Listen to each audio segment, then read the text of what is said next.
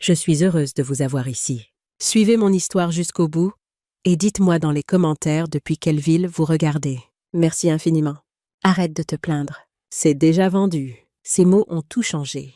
Mon fils Sébastien se tenait dans ma cuisine comme s'il en était le propriétaire. Les bras croisés, complètement indifférent à la dévastation qu'il venait de m'infliger.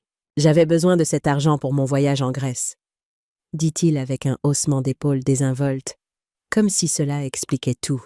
Je le fixais, les mains encore mouillées de la vaisselle que je faisais. La tasse à café de Jacques tremblait dans ma prise. Cette même tasse qu'il avait utilisée chaque matin pendant 43 ans de mariage.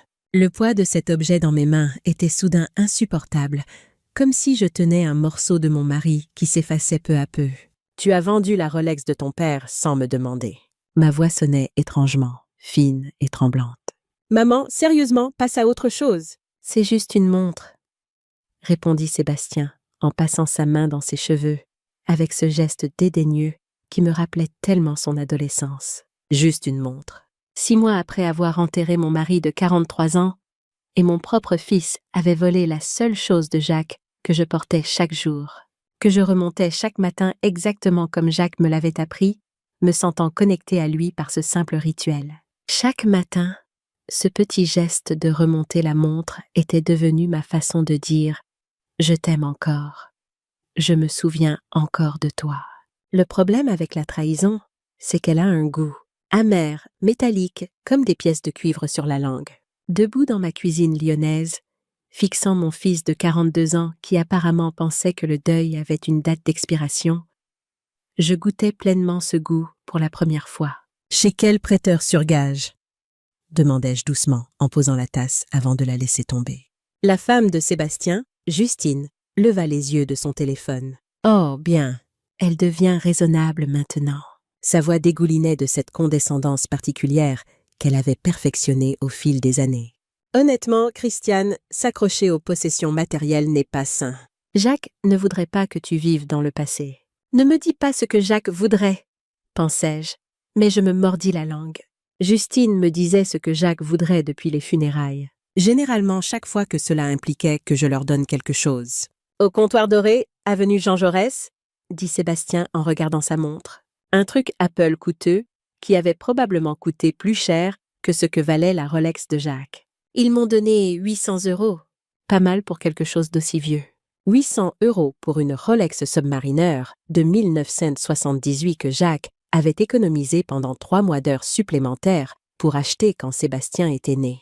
La montre que Jacques avait portée chaque jour de notre mariage, sauf le jour de sa mort. Quand l'hôpital me l'avait remise dans un sac en plastique avec son alliance, je me souvenais comment Jacques la polissait chaque dimanche soir. Un rituel aussi sacré pour lui que la messe l'était pour d'autres. Cette montre valait au moins 3000 €, dis-je, me surprenant moi-même par mon calme apparent. Justine renifla avec dédain. Dans quel univers? Elle ne fonctionnait même pas correctement parce que c'était moi qui la remontais, la gardant vivante, gardant Jacques vivant d'une certaine manière. Mais il ne comprendrait pas cela. Sébastien et Justine vivaient dans un monde où tout avait un prix et rien n'avait de mémoire. « Je vais la récupérer », annonçai-je en redressant les épaules. « Bonne chance avec ça », dit Sébastien en se dirigeant vers la porte. « On décolle demain matin. » Justine prépare ce voyage depuis des mois. Justine le suivit, s'arrêtant à la porte avec cette expression faussement compatissante qu'elle arborait chaque fois qu'elle voulait paraître attentionnée. « Christiane, tu devrais vraiment envisager une thérapie. Cette obsession pour les affaires de Jacques n'est pas normale. » La porte claqua, me laissant seule avec le goût amer de la trahison et le silence qui était devenu mon compagnon constant depuis la mort de Jacques. Mais voici ce que Sébastien et Justine ne savaient pas sur leur pauvre vieille mère pathétique. J'avais passé 40 ans comme directrice de banque. Je connaissais la différence entre abandonner et planifier stratégiquement. Et j'en avais fini d'abandonner. Le prêteur sur gage était exactement ce à quoi je m'attendais. Étroit, poussiéreux, avec ce genre d'éclairage fluorescent qui rendait tout maladif. L'homme derrière le comptoir avait les bras couverts de tatouages et l'expression lasse de quelqu'un qui avait entendu toutes les histoires tristes du monde. « Vous venez pour la Rolex ?» demanda-t-il avant même que j'ouvre la bouche. « Comment le saviez-vous ? Votre fils m'a prévenu que vous pourriez venir. » Il a dit que vous aviez du mal à lâcher prise. Il haussa les épaules avec un air d'excuse. Écoutez, madame, je compatis, mais les affaires sont les affaires. J'ai payé la valeur marchande. La valeur marchande. Comme s'il existait un prix standard pour 43 ans de mariage. Pour le son de Jacques remontant cette montre chaque matin pendant que son café infusait. Pour le poids de cet objet dans mes mains, quand l'infirmière de l'hôpital me l'avait remis avec son alliance. Je vais la racheter, quel que soit le prix, dis-je en sortant mon chéquier. Ma main plus ferme que je ne l'aurais cru. L'homme, dont le badge indiquait Romain, avait l'air mal à l'aise. Elle est déjà vendue. Un type est passé ce matin, à payer en liquide. Pas de retour dans ce business. Mon cœur se serra. Un inconnu se promenait dans Lyon avec la montre de Jacques et je ne la reverrai jamais parce que mon fils avait besoin d'argent de poche pour ses vacances grecques. Mais voilà le truc, continua Romain en baissant la voix et en se penchant vers moi. On a trouvé quelque chose de bizarre quand on la nettoyait pour la vente. Il disparut dans l'arrière-boutique et revint avec une petite enveloppe Kraft. Il y avait un compartiment caché à l'arrière. Un travail vraiment professionnel. Ça a dû être fait par un horloger. On a trouvé ça à l'intérieur. Dans l'enveloppe se trouvait un morceau de papier plié, jauni par le temps.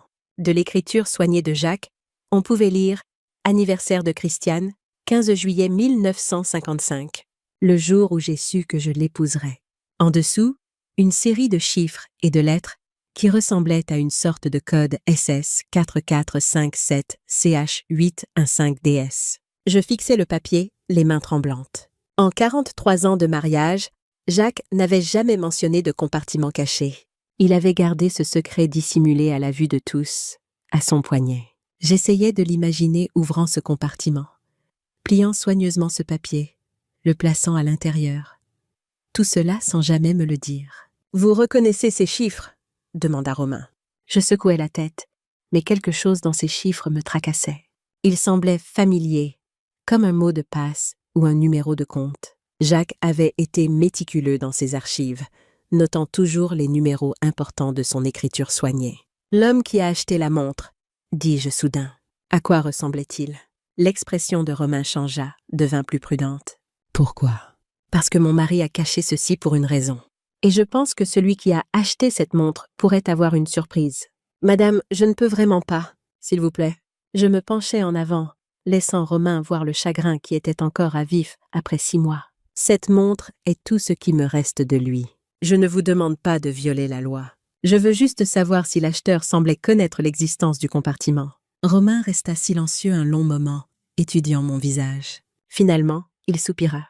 Il n'a pas dit grand-chose. Mais quand j'ai mentionné qu'on avait trouvé quelque chose à l'intérieur, il s'est montré très intéressé. Il a demandé si on l'avait ouvert. Un frisson parcourut ma colonne vertébrale. Il vous a donné un nom. Payé en liquide. Pas de paperasse nécessaire pour les achats. Romain fit une pause. Mais il a demandé spécifiquement des montres qui étaient arrivées récemment. Il a dit qu'il collectionnait les Rolex vintage. Quelqu'un avait cherché la montre de Jacques, spécifiquement. Mais pourquoi? Et comment connaissait-il l'existence du compartiment caché? Je remerciai Romain et retournai à ma voiture. Le morceau de papier brûlait dans mon sac comme un secret que je n'étais pas sûre de vouloir découvrir. Jacques avait caché cela pendant 47 ans. Me l'avait caché. Qu'est-ce que mon mari avait bien pu cacher d'autre? Cette nuit-là, j'étais assise au bureau de Jacques dans notre chambre, ma chambre, entourée de 43 ans de documents financiers. Jacques avait tout gardé. Relevé bancaire, déclaration d'impôt, relevé de compte d'investissement, tout classé de sa manière précise et méthodique. La lumière de sa vieille lampe de bureau projetait une lueur chaude sur les papiers, donnant à la pièce l'impression qu'il pourrait entrer à tout moment. Je pouvais presque sentir son après-rasage, entendre les petits sons qu'il faisait quand il se concentrait, un léger fredonnement dont il n'avait jamais conscience. Le code de la montre me fixait depuis le morceau de papier SS 4457 CH815DS. J'avais passé en revue chaque compte que nous possédions, chaque investissement, chaque coffre-fort. Rien ne correspondait à ces chiffres.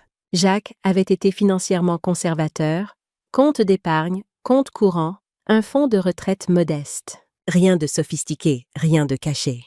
Du moins, c'est ce que j'avais cru. Mon téléphone sonna, interrompant mes recherches. Le nom de Sébastien s'afficha sur l'écran. « Maman, Justine est contrariée.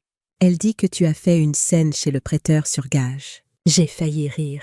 Dans quel monde essayer de récupérer la montre volée de mon mari était-il faire une scène? Je suis allée racheter la montre de ton père. Malheureusement, quelqu'un d'autre l'avait déjà achetée.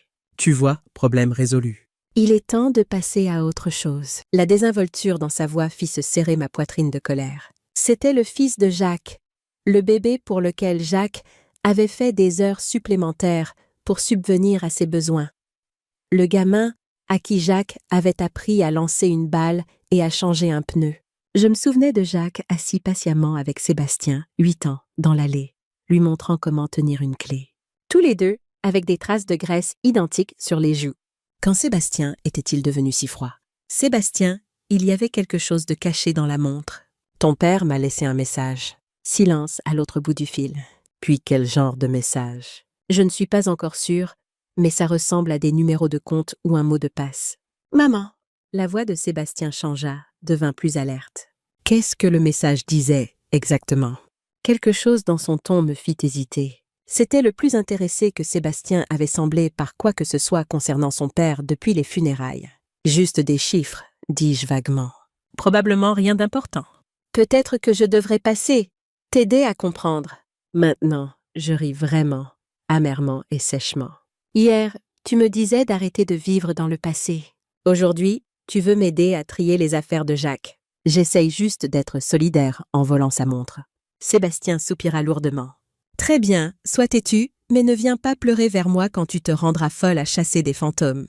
Après qu'il eut raccroché, je fixai le téléphone. L'intérêt soudain de Sébastien était suspect, mais je ne pouvais pas comprendre pourquoi. Il avait clairement fait savoir qu'il considérait les possessions de Jacques comme du sentimentalisme sans valeur, à moins qu'elles ne soient pas que du sentimentalisme. Je retournai au bureau, mais cette fois, j'abordais les choses différemment. Au lieu de chercher des comptes correspondant aux chiffres, je commençais à chercher des motifs. Jacques avait été comptable avant sa retraite. Il pensait en système, en progression logique. SS pouvait signifier sécurité sociale, mais le numéro de Jacques commençait par 457, pas 4457. CH pouvait signifier Christiane, où nous avions vécu toute notre vie de couple. 0815 me fit faire une pause. Le 15 août, notre anniversaire de mariage. DS était plus difficile. Les initiales de Jacques étaient JD. Les miennes étaient 150. Christiane Douglas, mes initiales. Le code incluait mes initiales. Je ressentis un petit frisson de découverte. Jacques avait créé ce code en pensant à moi, sachant que je pourrais avoir besoin de le déchiffrer un jour. Il m'avait laissé des indices à suivre.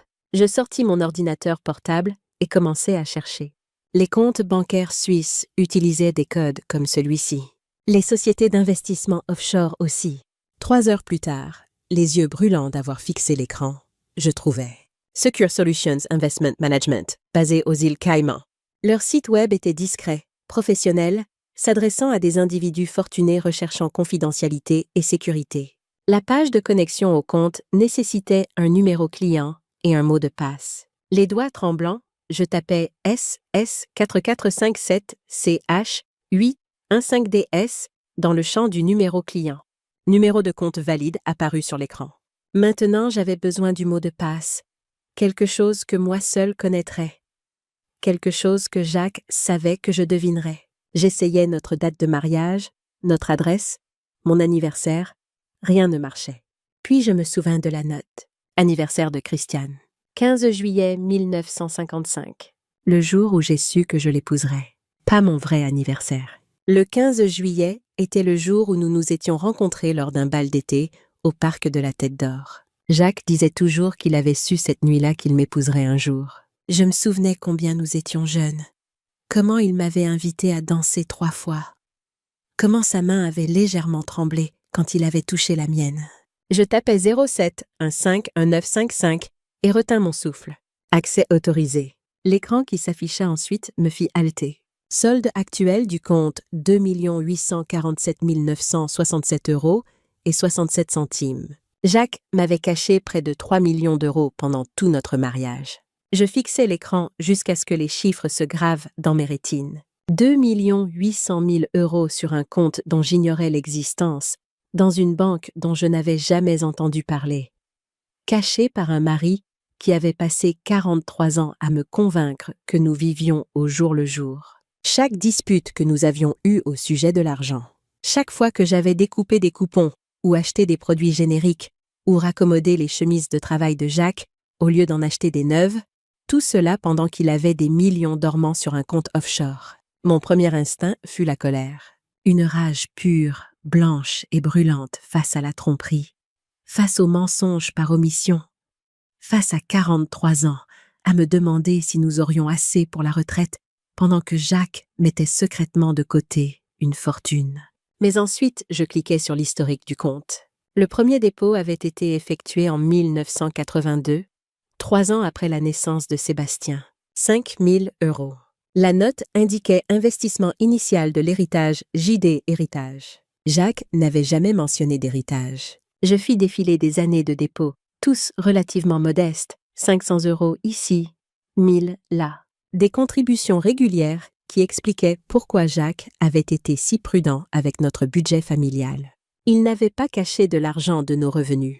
Il avait systématiquement construit quelque chose de séparé. Les dépôts continuèrent régulièrement jusqu'en 2008, puis augmentèrent dramatiquement.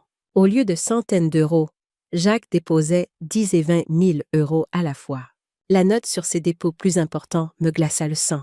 Liquidation immobilière, propriété lyonnaise. Jacques avait acheté et vendu des biens immobiliers sans que je le sache. Des propriétés que je n'avais jamais vues. Des investissements sur lesquels on ne m'avait jamais consulté. Des transactions commerciales qui l'avaient apparemment rendu riche. Comment peut-on vivre avec quelqu'un pendant 43 ans et ne pas savoir qu'il mène des transactions commerciales secrètes? La question ne concernait plus seulement l'argent. C'était une question de confiance, de connaître la personne qui dormait à côté de vous chaque nuit. Je cliquais sur les messages du compte et trouvais un dossier intitulé pour Christiane accès d'urgence uniquement. À l'intérieur se trouvait un fichier vidéo téléchargé seulement 3 mois avant la mort de Jacques. J'hésitais avant de cliquer sur lecture. Quoi que Jacques ait eu à dire sur cette fortune secrète, je n'étais pas sûre d'être prête à l'entendre. Mais j'étais seule dans notre chambre à minuit. Mon fils avait volé le seul indice de ce mystère. Et j'étais apparemment riche au-delà de mes rêves les plus fous. Prête ou non, j'avais besoin de réponses. Le visage de Jacques remplit l'écran, paraissant plus vieux et plus fatigué que dans mon souvenir. Il était assis dans son bureau au travail, ayant probablement enregistré ceci pendant sa pause déjeuner. Je remarquais des détails que j'avais oubliés. La petite cicatrice au-dessus de son sourcil droit, vestige d'un accident d'enfance. La façon dont un coin de sa bouche se relevait légèrement quand il était sérieux. « Christiane, si tu regardes ceci, je suis partie. » Et quelque chose a mal tourné. Sa voix était stable, mais ses yeux semblaient tristes. Je tendis la main pour toucher l'écran, comme si je pouvais d'une manière ou d'une autre passer à travers et le toucher encore. « J'espérais que tu n'aurais jamais besoin d'accéder à ce compte, que nous vieillirions ensemble et que je finirais par t'en parler un soir au dîner. » Il fit une pause, se frottant le visage avec le même geste qu'il utilisait chaque fois qu'il travaillait sur un problème difficile. « L'argent n'est pas à moi, ma chérie. C'était celui de mon père, caché avant sa mort en 1981. Il m'a fait promettre de le garder secret, de le protéger, de ne l'utiliser que si notre famille était un jour en réel danger. » Le père de Jacques était mort quand Sébastien avait 2 ans. Je me souvenais que Jacques avait été dévasté. Je me souvenais du modeste héritage qui avait remboursé notre hypothèque. Apparemment, il y avait eu beaucoup plus. Mon père a vu ce que la crise a fait aux familles, à quelle vitesse la stabilité pouvait disparaître. Il voulait s'assurer que ses petits-enfants seraient toujours protégés, quoi qu'il arrive. Jacques regardait directement la caméra, et j'avais l'impression qu'il était assis juste à côté de moi. Pendant un moment, j'oubliais qu'il était parti, et mon cœur se serra douloureusement de cette illusion de proximité. J'ai investi l'argent prudemment, de façon conservative. Chaque centime est documenté. Chaque transaction est légale. Il a fructifié parce que je réinvestis depuis 40 ans. Mais le montant original était destiné à être de l'argent d'urgence, une assurance contre la catastrophe. La vidéo continuait avec Jacques expliquant les détails du compte, la stratégie d'investissement, les protections légales qu'il avait mises en place. Mais j'étais bloquée sur une phrase « J'espérais que tu n'aurais jamais besoin d'accéder à ce compte ». Jacques était mort d'une crise cardiaque au travail. Soudaine, inattendue, sans signes avant-coureurs. Comment aurait-il pu savoir que j'aurais besoin de cet argent à moins que la catastrophe contre laquelle il protégeait n'ait pas été aléatoire. À moins que Jacques n'ait su quelque chose sur notre famille que je commençais seulement à comprendre. Le lendemain matin, je me portais malade à mon travail à temps partiel à la bibliothèque. Pour la première fois en 6 mois, j'avais quelque chose de plus important à faire que d'organiser les livres retournés et de faire taire les adolescents. Je devais comprendre ce que Jacques avait voulu dire par réel danger. Le compte d'investissement avait des enregistrements détaillés remontant à 40 ans. Mais je commençais par les transactions récentes. Le dernier dépôt de Jacques avait été effectué juste 2 semaines avant sa mort. 25 000 € avec la note vente de propriété liquidation d'urgence. Liquidation d'urgence. Jacques avait converti des actifs en liquide juste avant sa mort. Je passais la matinée à rechercher chaque transaction immobilière que Jacques avait effectuée. L'homme avec qui j'avais été mariée pendant 43 ans avait apparemment été un magnate immobilier secret, achetant et vendant des propriétés partout dans la région lyonnaise avec de l'argent dont j'ignorais l'existence. Mais voici ce qui glaça mon sang. Chaque propriété que Jacques avait vendue au cours de la dernière année avait été achetée par le même acquéreur, une société appelée Douglas Investissement, SARL. Douglas était aussi le nom de famille de Sébastien. Je saisis mon téléphone et appelai mon neveu Daniel, qui travaillait dans l'immobilier. Si quelqu'un pouvait connaître les transactions immobilières dans la région, ce serait Daniel. « Tante Christiane, comment tu tiens le coup ?» Sa voix était chaleureuse, préoccupée. Daniel avait toujours été attentionné, même enfant. « Je vais bien, mon chéri. »« Écoute, j'ai besoin de te poser une question sur quelque chose. Tu as déjà entendu parler d'une société appelée Douglas Investissement SARL. » Daniel fut silencieux un moment. « En fait, oui. Ils ont été assez actifs dernièrement, achetant des propriétés dans les bons quartiers, transactions en liquide, mouvements rapides. Pourquoi ? Tu sais qui possède la société. Je peux le découvrir. Donne-moi 1 heure. » Je passai cette heure à fouiller le bureau de Jacques plus attentivement, cherchant toute documentation sur ses activités immobilières. Caché au fond de son classeur, derrière 40 ans de déclaration fiscale, je trouvais un dossier marqué « Police d'assurance ». Mais au lieu de documents d'assurance, le dossier contenait des contrats, des actes de propriété et de la correspondance liée aux investissements de Jacques. Au fond de la pile se trouvait une lettre qui fit trembler mes mains. Elle venait d'un détective privé et était datée de 6 mois avant la mort de Jacques. « Monsieur Douglas, conformément à votre demande, j'ai terminé l'enquête sur les activités financières de votre fils, Sébastien Douglas. Mes conclusions sont préoccupantes. Votre fils a accumulé environ 180 000 € de dettes de jeu auprès de plusieurs sites de paris offshore. Il a également contracté plusieurs prêts à taux d'intérêt élevés contre son entreprise en utilisant des informations frauduleuses sur ses revenus et ses actifs. Plus préoccupants encore sont les recherches que M. Douglas a effectuées concernant votre succession. Il a contacté 3 avocats différents pour se renseigner sur le droit des successions et la procédure de contestation des testaments. Il a également fait des recherches sur les procédures de procuration et les établissements de soins pour personnes âgées. Je crois que votre fils planifie de vous faire déclarer incapable afin de prendre le contrôle de vos actifs. Les documents que j'ai découverts suggèrent qu'il étudie cette option depuis plusieurs mois. Je recommande de prendre des mesures immédiates pour protéger vos actifs et assurer la sécurité financière de votre épouse. Cordialement, Laurent Dupré, détective privé. Mon téléphone sonna. Daniel. Tante Christiane, tu ne vas pas le croire. Douglas Investissement, SARL, appartient à Sébastien Douglas. Ton Sébastien? Je fermai les yeux, les pièces se mettant enfin en place. La pièce semblait tourner autour de moi et je dus agripper le bord du bureau pour me stabiliser. Jacques n'avait pas caché de l'argent de moi. Il l'avait caché de Sébastien. Chaque vente de propriété, chaque dépôt en liquide, chaque liquidation d'urgence avait été Jacques déplaçant systématiquement des actifs hors de portée de Sébastien. Jacques avait su que son propre fils planifiait de nous voler.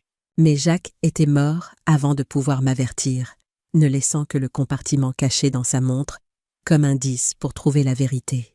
Mon fils n'avait pas volé la Rolex de Jacques pour de l'argent de vacances. Il l'avait volée parce qu'il cherchait exactement ce que j'avais trouvé l'accès à la fortune cachée de Jacques. Et maintenant que Sébastien savait que j'avais trouvé quelque chose dans la montre, il ne s'arrêterait pas tant qu'il n'aurait pas compris ce que c'était. J'étais encore assise dans le fauteuil de Jacques, fixant le rapport du détective privé, quand j'entendis la clé de Justine dans ma porte d'entrée. Elle avait une clé de secours depuis les funérailles, ostensiblement pour vérifier que j'allais bien quand Sébastien travaillait. Maintenant, je comprenais qu'elle vérifiait les actifs de Jacques. « Christiane, tu es là ?»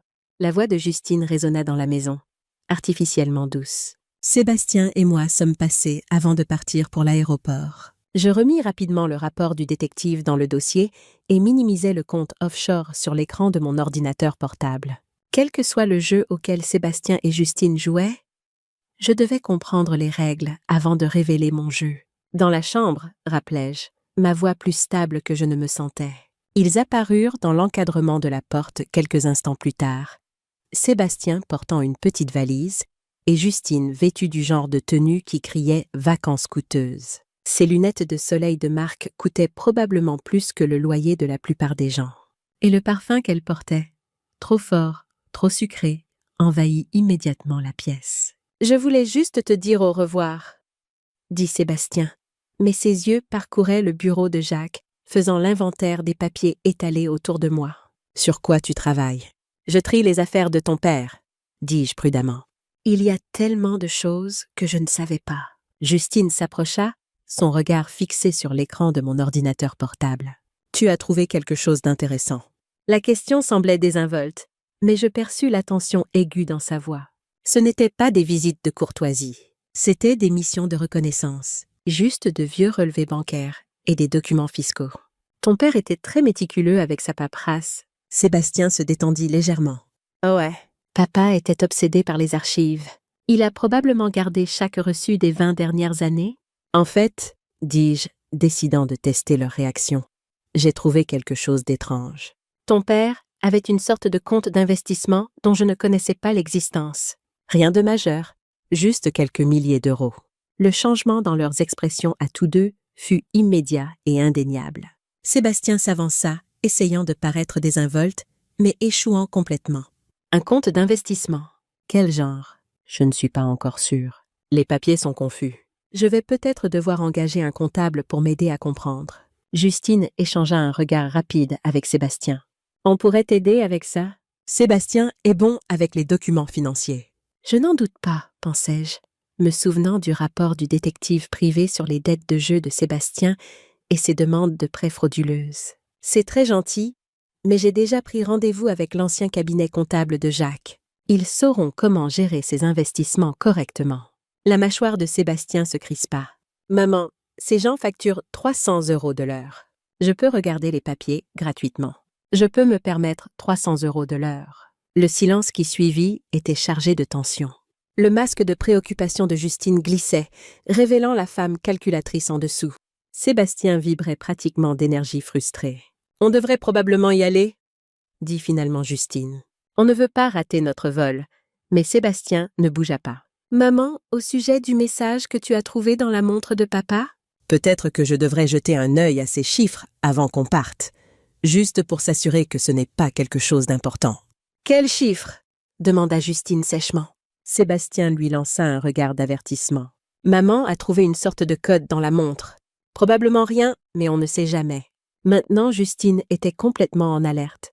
Son excitation pour les vacances remplacée par une concentration laser. Quel genre de code? Je me levai lentement, utilisant toute ma hauteur pour regarder de haut ma belle-fille. Le genre qui ne te regarde pas. Le visage de Justine devint rouge. « Pardon. » Tu m'as entendu. Mon mari m'a laissé un message privé. Privé étant le mot-clé. Maman. Sébastien se plaça entre nous, sa voix prenant ce ton condescendant que j'avais appris à détester. On est une famille. Il n'y a pas besoin de secrets. Des secrets. J'ai presque ri de l'ironie. Comme les dettes de jeux secrètes ou la société secrète que tu utilises pour acheter des propriétés avec de l'argent que tu n'as pas. Le sang se retira du visage de Sébastien. La bouche de Justine s'ouvrit sous le choc. « Je ne vois pas de quoi tu parles, » dit Sébastien, mais sa voix était tremblante maintenant. Douglas Investissement SARL, ça te dit quelque chose? Je regardais leurs deux visages pâlir. Ton père savait, Sébastien. Il savait tout. Justine se ressaisit la première, sa voix devenant venimeuse. Espèce de vieille folle. Tu ne sais rien. Je sais que ton mari doit 180 000 € à des sites de paris offshore. Je sais qu'il a fait des recherches sur comment me faire déclarer incapable, et je sais qu'il planifie ça depuis des mois. Sébastien s'affaissa contre le chambranle de la porte, comme si on avait coupé ses filles. Toute combativité le quitta complètement. « Comment ?» murmura-t-il. « Ton père a engagé un détective privé. Chaque mensonge, chaque dette, chaque plan que tu as fait pour nous voler, tout est documenté. » Je marchai vers le bureau et sortis le rapport du détective, regardant le visage de Sébastien quand il reconnut l'entête. « Jacques m'a protégé de toi, même après sa mort. Ce code qui t'intéresse tant, c'est la clé de plus d'argent que tu n'en as jamais rêvé. De l'argent qui ne t'appartiendra jamais. » Justine attrapa le bras de Sébastien. « On doit partir maintenant. » Mais Sébastien me fixait avec quelque chose qui ressemblait à du respect pour la première fois depuis des années. Il savait vraiment. Il savait que son fils planifiait de voler sa propre mère. La voix de Sébastien était à peine audible. « Quel genre d'homme cela fait-il de moi ?» Pendant juste un instant, Sébastien ressemblait au petit garçon que j'avais élevé, confus et honteux. Je vis une lueur de l'enfant qui s'était autrefois blotti sur mes genoux après un cauchemar, cherchant du réconfort. Puis la poigne de Justine sur son bras se resserra et le moment passa. « Ce n'est pas fini !» siffla Justine en se dirigeant vers la porte. « Si, c'est fini. » Je leur lançai ces mots. « C'est fini depuis le jour où tu as décidé que je valais plus morte que vivante pour toi. » La porte d'entrée claqua, me laissant seule avec les secrets de mon mari et la certitude que le vrai combat ne faisait que commencer. J'attendis d'entendre leur voiture démarrer et partir avant de me laisser craquer.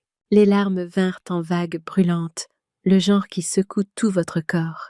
Je ne pleurais pas pour l'argent, ni même pour la tromperie de Jacques. Je pleurais pour le fils que j'avais perdu, pour la connaissance que mon propre enfant avait comploté contre moi pendant que je pleurais son père. Quand les larmes se tarirent enfin, je sentis quelque chose de nouveau s'agiter en moi. De la détermination. Jacques m'avait laissé tout ce dont j'avais besoin pour me protéger. Il était temps de l'utiliser. Je pris mon téléphone et composai le numéro au bas du rapport du détective privé. Cabinet Laurent Dupré. Monsieur Dupré. C'est Christiane Douglas, la veuve de Jacques Douglas. Il y eut une pause à l'autre bout de la ligne. Madame Douglas, j'attendais votre appel. Jacques m'avait dit que vous pourriez avoir besoin de mes services un jour. Vraiment. Il y a environ 6 mois. Jacques m'a demandé de préparer un dossier de défense juridique complet au cas où quelqu'un essaierait de contester votre capacité ou votre droit à ses actifs. Tout est prêt. Jacques avait eu 3 coups d'avance, même dans la mort. À quel point près, monsieur Dupré? Au moment où j'aurai fini de présenter les preuves des dettes de jeu de votre fils, ses demandes de prêts frauduleuses et ses tentatives de manipuler les membres âgés de la famille, il aura de la chance s'il n'est pas poursuivi pénalement. Pour la première fois depuis des mois, je souris vraiment. Monsieur Dupré, je pense qu'il est temps de passer quelques coups de fil. 2 jours après le départ dramatique de Sébastien et Justine, ma sonnette retentit à 8 heures du matin. À travers le Judas, je vis une femme en costume coûteux tenant une mallette. Derrière elle se tenait un homme qui semblait tout droit sorti d'un catalogue de facultés de droit. Mon estomac se noua d'appréhension, mais je pris une grande inspiration pour me calmer. Jacques m'avait préparé pour cela. Je n'étais pas seule. Madame Douglas, je suis Laure Martin du cabinet Martin Morel et Associés. Voici mon collègue, Nicolas Perrin. Nous représentons votre fils, Sébastien, dans certaines affaires juridiques familiales. Affaires juridiques familiales. C'était une façon de le formuler. J'ouvris la porte, mais ne les invitai pas à entrer. Que puis-je faire pour vous? Laure sourit avec le genre de chaleur professionnelle qui coûtait probablement 300 € de l'heure. Madame Douglas, votre fils est préoccupé par votre bien-être. Il nous a demandé de discuter de certaines options qui pourraient être bénéfiques pour tout le monde. Par exemple, Nicolas s'avança, sortant une tablette. Nous comprenons que vous avez peut-être découvert certains comptes financiers que votre défunt mari gardait privés. Bien que nous soyons sûrs qu'il avait de bonnes intentions, gérer des investissements complexes peut être accablant, surtout pendant la période de deuil. Accablant, comme si je n'avais pas passé 40 ans à gérer nos finances familiales au centime près, pendant que Jacques jouait secrètement au magnat immobilier. J'apprécie votre préoccupation, mais je suis parfaitement capable de gérer mes propres affaires. Le sourire de Laure ne vacilla pas. Bien sûr que vous l'êtes, mais considérez ceci. Votre fils pourrait vous aider à porter ce fardeau. Nous avons rédigé des documents qui donneraient à Sébastien une procuration sur vos décisions financières, juste temporairement, jusqu'à ce que vous ayez eu le temps de faire correctement votre deuil. Voilà. Exactement ce dont le détective privé de Jacques m'avait averti. C'était presque surréel de voir cela se produire exactement comme prédit. Comme regarder une pièce dont je connaissais déjà le script. Temporairement, répétai-je. Et qui détermine quand ma période de deuil est terminée? Nicolas échangea un regard avec Laure. Ce serait à votre discrétion. Naturellement. Naturellement. Je reculai vers ma porte. Je pense que nous en avons fini ici, Madame Douglas. La voix de Laure se durcit légèrement. Votre fils est prêt à déposer une requête auprès du tribunal concernant votre capacité mentale. Il est préoccupé par certaines décisions financières erratiques que vous avez prises. Quelles décisions erratiques? Accéder à des comptes offshore, effectuer des transactions financières internationales sans conseil professionnel. Pour un observateur extérieur, il pourrait sembler que vous ne pensez pas clairement. La menace était limpide. Signer la procuration volontairement, ou il me ferait déclarer incapable de force. Un frisson parcourut ma colonne vertébrale alors que je réalisais à quel point j'aurais pu être vulnérable si Jacques ne m'avait pas laissé les indices à suivre. Vous savez ce qui est intéressant avec les menaces? Demandai-je, m'appuyant contre le chambranle de ma porte. Elles ne marchent que si la personne que vous menacez n'a pas de meilleurs avocats que vous. Le masque professionnel de Laure glissa légèrement. Je vous demande pardon. J'ai dit que vous pouvez dire à mon fils que son plan ne marchera pas. Jacques m'a laissé plus que de l'argent. Il m'a laissé une protection. Je leur fermai la porte au nez et appelai immédiatement Laurent Dupré. « Monsieur Dupré, il bouge déjà ?» Les avocats de Sébastien étaient ici en train d'essayer de me faire signer une procuration. « C'était rapide, » dit Laurent, mais pas inattendu. « Je vais déposer une ordonnance restrictive temporaire immédiatement. » « Et Madame Douglas, ne signez rien. » « Ne laissez personne entrer chez vous. Et si possible, ne restez pas seul là ce soir. Je n'ai nulle part ailleurs où aller. » La plupart de mes amis sont partis. La réalité de mon isolement me frappa soudainement. Au cours des dernières années, j'avais perdu contact avec beaucoup de mes amis. Certains avaient déménagé pour se rapprocher de leurs petits-enfants. D'autres étaient décédés. Et depuis la mort de Jacques, je m'étais encore plus repliée sur moi-même. Avez-vous de la famille en qui vous avez confiance? J'y réfléchis. Mon neveu Daniel, il a toujours été bon avec moi. Appelez-le et Madame Douglas ne discutez d'aucune affaire financière au téléphone. On ne sait jamais qui pourrait écouter. Après avoir raccroché, je regardais autour de la maison qui avait été mon foyer pendant plus de 4 décennies. Soudain, elle ne semblait plus sûre. Les photos de famille encadrées sur la cheminée semblaient appartenir à une vie différente. Une vie où mon fils m'aimait et mon mari ne gardait pas de secret qui changeait tout.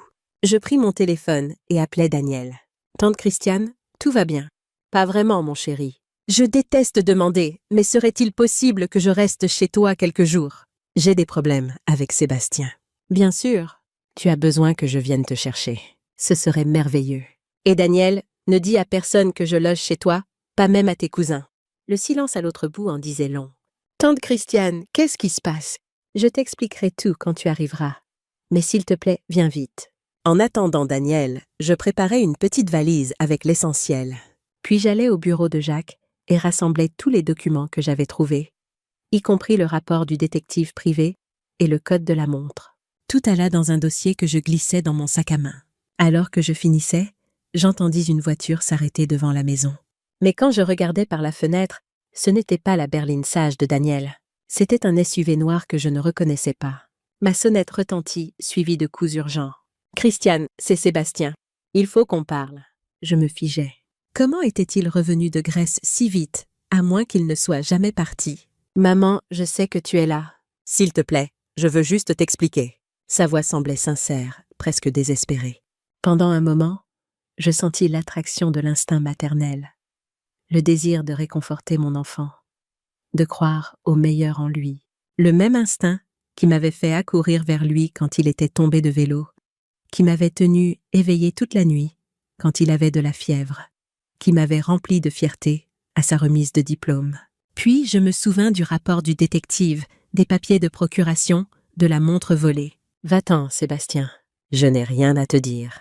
Maman, s'il te plaît. » Sa voix se brisa. « J'ai fait une erreur. Beaucoup d'erreurs. Mais je peux t'expliquer. » J'approchai de la porte, mais ne l'ouvris pas. « Expliquer quoi? Comment tu as prévu de me faire déclarer incapable? Comment tu as volé la montre de ton père en cherchant ce code? Ou peut-être les 180 000 € de dettes de jeu que tu caches. Silence, puis sur un ton complètement différent. Alors tu es au courant pour le compte. Le masque avait glissé. Ce n'était pas un fils cherchant la réconciliation. C'était un homme désespéré pour de l'argent. Le changement dans sa voix me glaça jusqu'aux os. Je sais tout, Sébastien. Et j'ai déjà pris des mesures pour me protéger. Maintenant, s'il te plaît, pars avant que j'appelle la police. Tu fais une grosse erreur, dit-il, sa voix dure maintenant. Justine et moi essayons de t'aider. Tu n'as clairement pas les idées claires. À fouiller dans les vieux papiers de papa, à imaginer des complots. Tu as besoin d'aide, maman? La seule chose dont j'ai besoin, c'est que mon fils arrête d'essayer de me voler. J'entendis une conversation étouffée dehors, puis la voix de Justine. Allons-y. Ça ne marche pas. Plus de conversations que je ne pus distinguer, puis des pas qui s'éloignaient. Le moteur du SUV démarra et je les regardais partir, mon cœur battant la chamade. 10 minutes plus tard, Daniel arriva. Il jeta un regard à mon visage et me prit dans ses bras. « Tante Christiane, tu trembles. »« Qu'est-ce qui s'est passé ?» ?»« Je te raconterai en chemin. Pour l'instant, j'ai juste besoin de partir d'ici. » Pendant que nous roulions vers l'appartement du centre-ville de Daniel, je lui racontais tout la montre, le code, le compte offshore, les dettes de jeu de Sébastien et son plan pour me faire déclarer incapable. Daniel écouta sans m'interrompre, les jointures blanches sur le volant. Quand j'eus fini, il resta silencieux un long moment. « Je savais que Sébastien avait des problèmes, » dit-il finalement. Mais ça, je n'aurais jamais imaginé qu'il irait aussi loin. Moi non plus. Mais Jacques savait. Il a vu venir et a fait tout ce qu'il pouvait pour me protéger. Oncle Jacques avait toujours 3 coups d'avance, dit Daniel avec un sourire triste.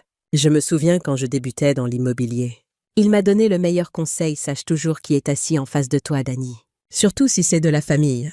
Je sentis une boule dans ma gorge. Il savait que son propre fils était la plus grande menace pour notre sécurité. Quel genre de père doit protéger sa femme de leur enfant? Un bon, dit Daniel fermement. Et maintenant, nous allons nous assurer que son plan fonctionne.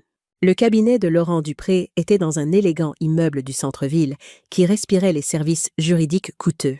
Assise dans le fauteuil en cuir face à son bureau en acajou poli, je me sentais déplacée, comme un personnage qui se serait égaré dans le mauvais film. « Votre mari était méticuleux, » dit Laurent, étalant des documents sur son bureau. Des relevés bancaires montrant les pertes de jeu de Sébastien.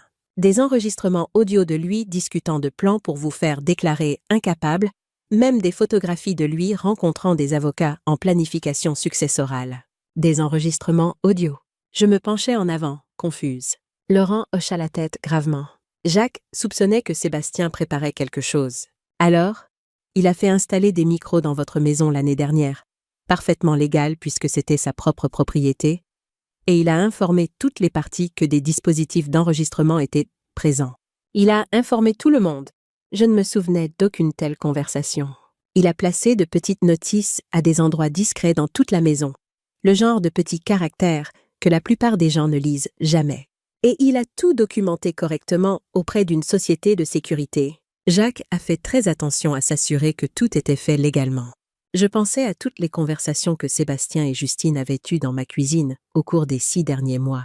Chaque commentaire dédaigneux sur mon état mental, chaque calcul sur les actifs de Jacques, chaque blague cruelle sur le fait de me mettre en maison de retraite. Jacques avait tout entendu. « Il y a plus », continua Laurent.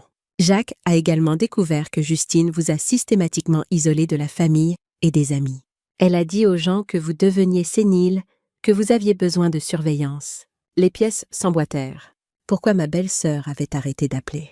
Pourquoi les voisins semblaient mal à l'aise quand ils me voyaient? Pourquoi mes amis du club de lecture me traitaient comme si j'étais fragile? Justine avait mené une campagne de murmures, préparant le terrain pour le recours juridique de Sébastien. Une vague de trahison me submergea. Ce n'était pas juste Sébastien et Justine. C'étaient toutes les personnes qui les avaient crues sans jamais me poser la question directement. Des gens que je pensais être des amis. Quelle est l'étendue des preuves? Suffisamment étendue pour détruire tout recours en incapacité et probablement les faire tous deux condamnés pour abus de personnes âgées et tentative de fraude. Laurent sortit un épais dossier. Mais il y a autre chose. Jacques a laissé des instructions spécifiques sur ce qu'il fallait faire si vous aviez un jour besoin d'accéder au compte offshore. Il me tendit une enveloppe scellée avec mon nom écrit de l'écriture soignée de Jacques. À l'intérieur se trouvait une lettre datée d'1 semaine seulement avant la mort de Jacques. Ma très chère Christiane, si tu lis ceci, alors Sébastien a montré son vrai visage et tu as découvert le conte que je construis depuis 40 ans. Je suis désolée de ne pas avoir pu t'en parler de mon vivant, mais j'avais besoin de le protéger de Sébastien jusqu'à ce que le moment soit venu. L'argent n'est pas qu'un héritage, c'est la justice. Chaque centime provient d'investissements que j'ai faits en utilisant des informations que Sébastien pensait nous cacher. Quand il a créé sa société immobilière, il se vantait de ses arrangements privilégiés et de ses investissements garantis. Ce qu'il ne savait pas, c'est que j'écoutais et que j'investissais dans les mêmes opportunités avec de l'argent dont il ignorait l'existence. Sébastien a financé sa propre chute sans le savoir. Chaque propriété qu'il a revendue, j'en ai acheté 3 de plus dans le même quartier. Chaque tuyau boursier qu'il mentionnait, j'y ai investi avec l'argent de notre héritage original. Le compte offshore existe parce que j'ai utilisé la propre cupidité de Sébastien contre lui. Maintenant, c'est ton tour d'utiliser sa cupidité contre lui. Laurent a des instructions pour effectuer les transferts de compte immédiatement. Au moment où tu liras cette lettre, tu auras une indépendance financière que Sébastien ne pourra jamais toucher. Mais plus important, tu auras le pouvoir de choisir comment cela se termine. Tu peux lui pardonner, prendre soin de lui malgré sa trahison, et espérer qu'il apprenne à devenir un homme meilleur. Ou tu peux le laisser faire face aux conséquences d'avoir essayé de voler sa propre mère. Le choix t'appartient, mon amour. Il t'a toujours appartenu. À toi pour toujours. Jacques. Je posai la lettre avec des mains tremblantes.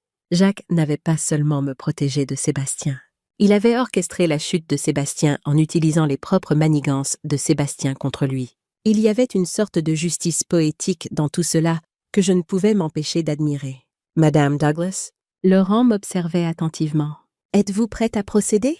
Je pensais à Sébastien l'enfant, excité par son premier jour d'école. Puis je pensais à lui debout dans ma cuisine il y a 2 jours, me traitant de vieille folle pendant que sa femme me menaçait. Je me souvenais des anniversaires qu'il avait oubliés, des fêtes qu'il avait manquées parce que c'était peu pratique, des fois où il n'avait appelé que quand il avait besoin de quelque chose. Je pensais à comment il avait commencé à me traiter différemment après la mort de Jacques, avec impatience, avec condescendance, comme si mon chagrin était une gêne pour lui. Certains ponts, une fois brûlés, ne peuvent jamais être reconstruits. Monsieur Dupré, je veux que vous déposiez chaque preuve que nous avons auprès des autorités compétentes. Et je veux que vous le fassiez aujourd'hui. Laurent hocha la tête. Je vais également demander une évaluation formelle de capacité avec un psychiatre indépendant de notre choix. Nous voulons établir votre santé mentale dans le dossier officiel avant que Sébastien puisse faire son mouvement. Vous pensez que ça ira jusque-là? Jacques le pensait. Il a été méticuleux dans ses préparatifs. Madame Douglas, il a même documenté ses propres inquiétudes concernant le comportement de Sébastien au cas où ils essaieraient de prétendre que vous étiez paranoïaque. Vous voulez dire que Jacques a gardé des traces de ses soupçons sur notre fils? Laurent me tendit un autre dossier. À l'intérieur se trouvaient des entrées de journal datées de l'écriture de Jacques, détaillant des incidents qui avaient éveillé ses soupçons sur Sébastien, des demandes financières qui ne tenaient pas debout, des incohérences dans des histoires sur des transactions commerciales, des commentaires étranges sur l'épargne retraite de Jacques et la mienne. La dernière entrée était datée de 3 jours seulement avant la mort de Jacques. Sébastien a encore posé des questions sur mon testament aujourd'hui, la 3e fois ce mois-ci. Il a dit qu'il voulait juste s'assurer que maman serait prise en charge. Quand je lui ai dit que tout était arrangé, il a semblé déçu. Puis il a suggéré que je pourrais vouloir simplifier les choses en le mettant en charge de la succession. Il a dit que ce serait moins stressant pour Christiane. J'ai appelé Laurent immédiatement après. Il est temps d'accélérer le plan de protection. La sécurité de Christiane est tout ce qui compte maintenant. Un frisson parcourut ma colonne vertébrale. Jacques avait su. D'une manière ou d'une autre, il avait su que son temps était compté. « Monsieur Dupré ?» commençai-je, ma voix à peine au-dessus d'un murmure. Mon mari a-t-il jamais exprimé des inquiétudes concernant sa santé? L'expression de Laurent devint grave. « Madame Douglas, il y a autre chose que vous devriez savoir. Jacques m'a demandé d'enquêter pour savoir si Sébastien avait un lien quelconque avec son assurance-vie. Son assurance-vie. Pourquoi cela importerait-il? Parce que Jacques soupçonnait que Sébastien pourrait avoir un intérêt financier dans sa mort. La pièce sembla basculer sur le côté. Êtes-vous en train de suggérer que mon fils pourrait avoir quelque chose à voir avec la crise cardiaque de Jacques? Jacques ne suggérait rien de spécifique. Il était simplement prudent. L'enquête n'a trouvé aucune preuve directe d'acte criminel. Mais Laurent hésita. Mais quoi? Mais Jacques a augmenté son assurance vie 6 mois avant sa mort. Une police séparée qui te serait versée directement, pas par le biais de la succession. Sébastien n'en aurait pas eu connaissance. Pourquoi Jacques ferait-il cela? Parce qu'il croyait que Sébastien pourrait contester le testament, et il voulait s'assurer que tu aurais un soutien financier immédiat pendant ce qui pourrait être une longue bataille juridique. Je fermais les yeux, essayant de traiter tout cela. Jacques s'était préparé à sa propre mort, à la trahison de Sébastien, à ma sécurité financière, tout en gardant un sourire sur son visage et en me disant que tout allait bien. « Monsieur Dupré, je veux tout savoir. » Plus de surprise. Jacques était-il malade?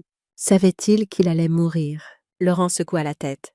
Pas à ma connaissance, Madame Douglas. Je crois que Jacques était simplement méticuleux, se préparant à toute éventualité. C'est ce qui faisait de lui un excellent comptable et, si je puis me permettre, un mari exceptionnel. Je hochai la tête, refoulant mes larmes. Oui, il l'était.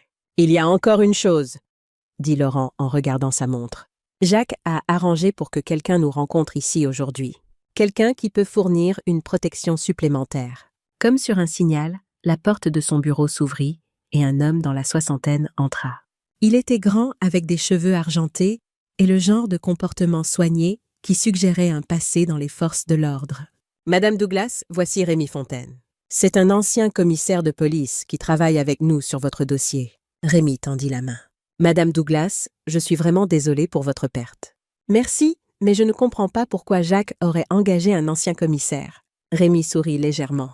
Ex-commissaire. Et je suis ici parce que votre mari était préoccupé par certains actifs physiques qui pourraient être vulnérables au vol ou à la manipulation. Comme la montre, dis-je, la compréhension se faisant jour. Exactement comme la montre, que d'ailleurs j'ai pour vous.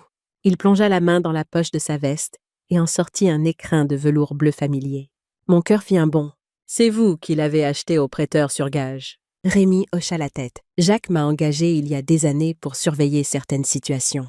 Quand la montre est apparue, au comptoir doré, j'ai été immédiatement notifiée. Comment cela fonctionnait-il exactement? Demandai-je, curieuse des mécanismes d'un tel arrangement. Jacques avait des arrangements avec plusieurs prêteurs sur gage de la région lyonnaise, expliqua Rémi. Il leur payait une petite somme mensuelle pour me notifier si certains objets apparaissaient jamais. La montre étant le plus important. Le propriétaire du comptoir doré m'a appelé dès que Sébastien l'a apporté. Laurent prenait furieusement des notes. Vous aviez Sébastien Douglas sous surveillance. Entre autres choses. Jacques était méticuleux dans ses préparatifs. Rémi ouvrit l'écrin de velours, révélant la Rolex de Jacques. Mais il y a autre chose que vous devez savoir sur cette montre. Il la retourna et pressa quelque chose à l'arrière. Un second compartiment caché s'ouvrit, plus petit que le premier. À l'intérieur se trouvait une carte micro SD. Jacques a tout enregistré, Madame Douglas. Chaque conversation que Sébastien a eue sur vous manipulée, chaque réunion avec des avocats pour vous faire déclarer incapable, chaque discussion sur ce qu'il ferait de vos actifs après votre départ. La pièce tourna légèrement. Jacques a enregistré Sébastien pendant 18 mois. Audio, vidéo, documents financiers, tout ce qui est nécessaire pour garantir que Sébastien ne pourrait jamais contester avec succès votre capacité mentale ou votre droit à l'héritage de Jacques. Rémi inséra la carte SD dans l'ordinateur de Laurent. L'écran se remplit de dossier après dossier de preuves, enregistrements audio, fichiers vidéo, documents financiers, même des photographies de Sébastien rencontrant des avocats et des parieurs. Votre mari vous aimait assez pour passer les 2 dernières années de sa vie à construire une défense juridique inattaquable contre son propre fils. Je pensais aux derniers mois de Jacques, à quel point il avait semblé stressé, combien de réunions de travail il avait eues le soir. Il ne se cachait pas de moi. Il me protégeait. Il y a encore une chose, dit Rémi doucement. Jacques a laissé des instructions spécifiques sur ce qu'il fallait faire si Sébastien essayait jamais de vous faire déclarer incapable. Il sortit une enveloppe scellée marquée « Instruction finale », plan de protection de Christiane. À l'intérieur se trouvait un document qui me coupa le souffle. Dans le cas où Sébastien Douglas tenterait une action en justice contre la capacité mentale de Christiane Douglas, les actifs suivants seront immédiatement transférés aux hospices civils de Lyon au nom de Sébastien Douglas. Toutes les propriétés possédées par Douglas Investissement S.A.R.L. Toutes les dettes de jeu et prêts en cours. Tous les frais juridiques et frais de justice associés aux accusations d'abus de personnes âgées. Sébastien Douglas sera personnellement responsable de toutes les dettes et conséquences juridiques tout en ne recevant aucun bénéfice de tout héritage ou transfert d'actifs. Jacques avait arrangé pour que Sébastien hérite de sa propre destruction. « Votre mari était un homme brillant », dit Laurent avec admiration. Il a transformé la cupidité de Sébastien en piège juridique. Jacques savait que Sébastien n'arrêterait jamais d'essayer d'avoir l'argent, expliqua Rémi. Alors, il s'est assuré que toute tentative de vous voler résulterait en Sébastien perdant tout ce qu'il avait déjà. Je pris la montre de Jacques, sentant son poids familier dans mes mains. Pendant 43 ans, j'avais cru être mariée à un simple comptable qui s'inquiétait pour l'argent et économisait chaque centime. Au lieu de cela, j'avais été mariée à un stratège maître qui avait passé 2 ans à orchestrer le plan de protection le plus élaboré de l'histoire juridique. « Madame Douglas », dit doucement Rémi, « votre mari m'a demandé de vous donner un dernier message si ce jour arrivait jamais. » Il me tendit une dernière enveloppe, celle-ci non scellée à l'intérieur de l'écriture de Jacques. « Christiane, tu as toujours été plus forte que tu ne le savais. Je me suis juste assurée que tu aurais les outils pour le prouver. Avec tout mon amour, Jacques. » Le lendemain matin apporta le chaos dans mon quartier lyonnais tranquille.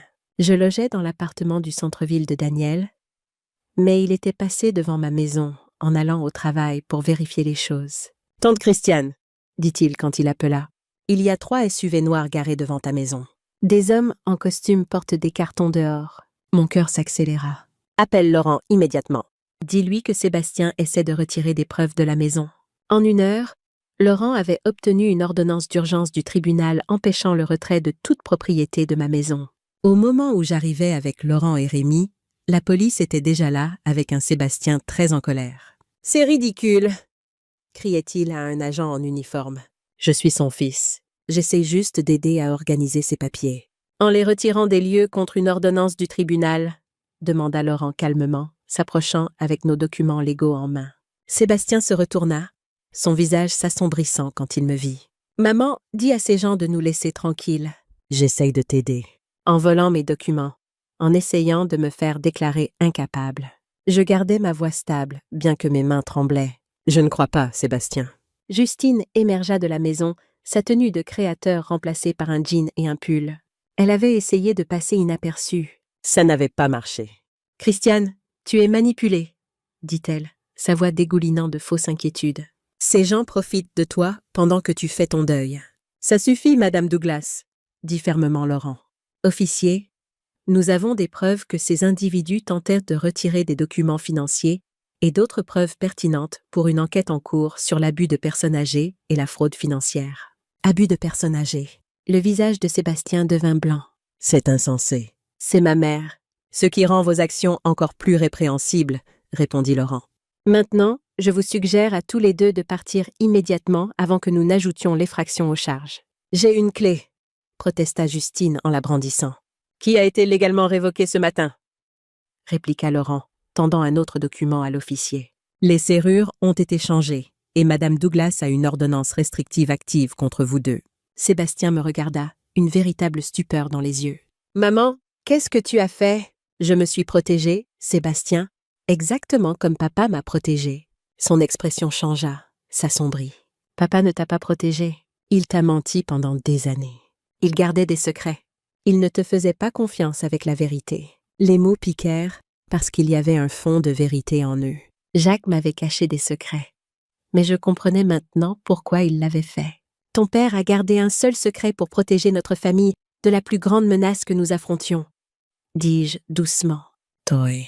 La police commença à escorter Sébastien et Justine vers leur voiture. Sébastien partit tranquillement, mais Justine ne put résister à une dernière pique. « Tu vas regretter ça, Christiane, quand tu seras seule dans une maison de retraite parce que personne ne peut supporter tes délires paranoïaques. Tu regretteras de ne pas nous avoir écoutés. » Je les regardais partir, le cœur lourd malgré notre victoire. C'était mon fils, mon seul enfant, le bébé que j'avais allaité, le garçon que j'avais élevé, l'homme que j'avais aimé inconditionnellement pendant 42 ans. Comment en étions-nous arrivés là? Laurent posa une main douce sur mon épaule. Madame Douglas, je sais que c'est difficile, mais vous devez savoir que nous n'avons fait que commencer. Les preuves que nous avons rassemblées suggèrent une activité criminelle potentielle qui va au-delà des désaccords familiaux. Activité criminelle. Qu'est-ce que vous voulez dire? Demande de prêt frauduleuse, usurpation d'identité, possiblement même fraude à l'assurance. Votre fils a été occupé, et pas de bonne façon. Et Justine?